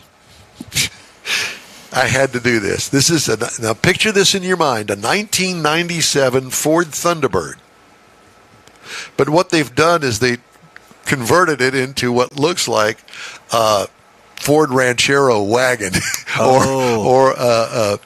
There are companies that do that. See it right there? Yeah. Look at that thing. There are companies that do that. So this is kind of a semi-custom because they've never made such a thing. A 97 Ford Thunderbird, it's kind of like an El Camino. What do you think something like that would sell? $7 grand. $7 grand. Mr. Mars? Did you see the that's picture? pretty popular. Yeah, I'm thinking the Eldorado conversions were more popular. I'm going to say 12. 12. $5,500. Jeff, that's yours, I got one. buddy. Yay. Yay me. A 1956 Chevy Cameo. I love those Cameos. Is it dual headlight, single headlight? 58, yes. No, this is a single headlight. Single headlight? 56. This is a 56. Okay, 56. 58, they went to the dual headlight. Yeah. Clean looking. Wide whites. It's white in color, red accents, and I'm sure it's got a red interior. I think we've done this one before. Well, maybe so. Maybe the guy turned it. I didn't even know they made one. The 56 Chevy Cameo. Remember back in the day, this would be the fleet side, what would become Didn't they the have fleet a side. fiberglass bed? I don't know about that. I think the 58 maybe did. But at any rate, it back in the day, in those days, it had the step side beds. This is a smooth side. Yeah. Very rare. How much? 25. 32. $53,735. All right. 55 Bel Air. Two-door post. Bel Air two-door post. Two-door post. 55 Chevy Bel Air, two-tone, blue and white. $32,000. $32,000. And Mars? So it looks like it's in good shape, restored? Yeah. No, I'm going to bump 48. Okay, sold price is $28,875. We're way over. Well, Woody told us here recently those 55s, those Tri-5s, the bottoms fell out of them things here in the last few months. Because all the people that had them are dead or dying. And the kids don't want them. Correct. Yeah, I should have remembered that. And here's one for you, Jeff. A 1997 Dodge van. Oh, a camper van. Yeah, I can see it. Custom camper van. There it is right there. What do you think about that one? Oh, man. It looks like it's all stock. It's got white lettered tires on it, custom chrome wheels. It looks clean. Probably got a million miles on it, but it looks good. What year is it? It's a 1997 Dodge. 1997 Dodge. So back in 1997, thinking new, those things were getting some major dollars. The camper vans. I'm going to say 18. 18? I'm going to go 12. 12? Mars wins again. Sold price $13,650. I want to drive it, though. I'll let you drive it. We're not going now. As long as you bring it back clean. Our next venture out of the studio is going to be for the Hot Rod Tour in 3 weeks. Yes, it's 3 weeks from today. So we hope the weekend after that, we're going to be out at Keels and Wheels. Oh, it's a twofer. And maybe we may have an event the weekend after that, but John Gray still hasn't got it together yet. Okay. Haggerty pumping the brakes on its annual Detroit Concours d'Elegance, a celebration of classic and collectible cars that dates back nearly 45 years, and it's weighing its future. The decision to nix the end of summer event in 2024 comes just 2 years after the Traverse City, Michigan Specialty Auto Insurance Company moved it to Detroit in a bid to revive it. I don't know how that would be. It also comes after organizers of the Detroit Auto Show moved that event back to its original winter slot. Organizers told Crane's Detroit Business, an affiliate of Automotive News, on Thursday that while the Concours is off, the Haggerty-backed Radwood Festival, showcasing 80s and 90s vehicles and culture, will dramatically expand. It's scheduled to take place September 14th at Hart Plaza. Haggerty has faced some financial difficulties in recent years, although net income improved. It hurt and cut 4% of its workforce recently. Another 6%. Haggerty cut the staff again. So they're hurting somehow. Uh-oh. So there's we got guys like us selling their cars. Pretty much, yeah. We're way off. All right. Yeah. We're going to take a quick break. We're going to wrap up today's show, the In Wheel Time Car Show, right after this. The original group of Lupi Tortilla Restaurants will have you telling your family and friends just what the original recipes mean when it comes to the best fajitas in Southeast Texas. Founder Stan Holt invites you to visit the original Lupi Tortilla near I-10 and Highway 6. Here's the original house that inspired the design of all the rest and the original charm that helped make Lupi Tortilla the go-to destination for Houston Tex-Mex. Speaking of original, nothing can compete with the original lime pepper marinade that everyone will agree makes Lupi Tortilla award-winning beef fajitas the best anywhere. Lupi Tortilla Katy is another location that gives you the same quality and service Houstonians have come to expect at Lupi's. It's located just off I-10 and the Grand Parkway at Kingsland Boulevard in Katy. Find yourself in Aggieland? Head to the Lupi Tortilla in College Station, located just around the corner from Kyle Field. It's a great place to enjoy those famous frozen margaritas before or after the game. Headed east to Louisiana, stop in at the Lupi Tortilla in Beaumont. It too's on I-10. You can't miss it. The original group of Lupi Tortilla restaurants invites you in for the best Tex-Mex anywhere. You own a car you love. Well, why not let Gulf Coast Auto Shield protect it? Houstonian John Gray invites you to his state-of-the-art facility to introduce you to his specialist team of auto enthusiasts. We promise you'll be impressed. Whether you're looking to massage your original paint to a like-new appearance, apply a ceramic coating, install a paint protection film, nano-ceramic window tint, or new windshield protection called ExoShield, Gulf Coast Auto Shield is where Houston's car people go. Curbed your wheels? Instead of buying new, why not have them repaired? How about a professionally installed radar detector? Gulf Coast Auto Shield does that too. Get a peek inside the shop and look at the services offered by getting online and heading to gcautoshield.com. Better yet, stop by their facility at 11275 South Sam Houston Tollway, just south of the Southwest Freeway, and get a personal tour. Gulf Coast Auto Shield is your place to go for all things exterior. Call them today, 832-930-5655 or gcautoshield.com. Well, that's it for this week's In Wheel Time Car Talk Show. This is your invitation to follow us on Facebook. Give us a like. Tell your friends about us and share our stuff if you would. We'll keep you posted on all things automotive all week long, including interviews, new car reviews, upcoming events, cruise-ins, racing, manufacturer, and car, truck, and SUV news. We are all things automotive. When you're looking for award-winning car talk, you can find the In Wheel Time Car Talk Show 24/7 via the iHeartRadio app. Daily 30-minute podcasts are available from your favorite streaming provider. We post a new episode every day. And don't forget, we live stream this show on Facebook, YouTube, and InWheelTime.com every Saturday, 8 to 11 a.m. Central Time. The InWheel Time Marketing and Video Technical Director is we always need more Jeff Zekin. For booking agent, video editor, piddler extraordinaire, Mr. Mike Out of This World Mars, and Chief Engineer David Ainsley. I'm Don Armstrong. Glad you could join us. We hope you'll join us again next week for another exciting, live, award-winning production of the In Wheel Time Car Talk Show. It's next Saturday, April 13th, 8 to 11 on all of our In Wheel Time Car Talk outlets. Have a great weekend. Be safe out there.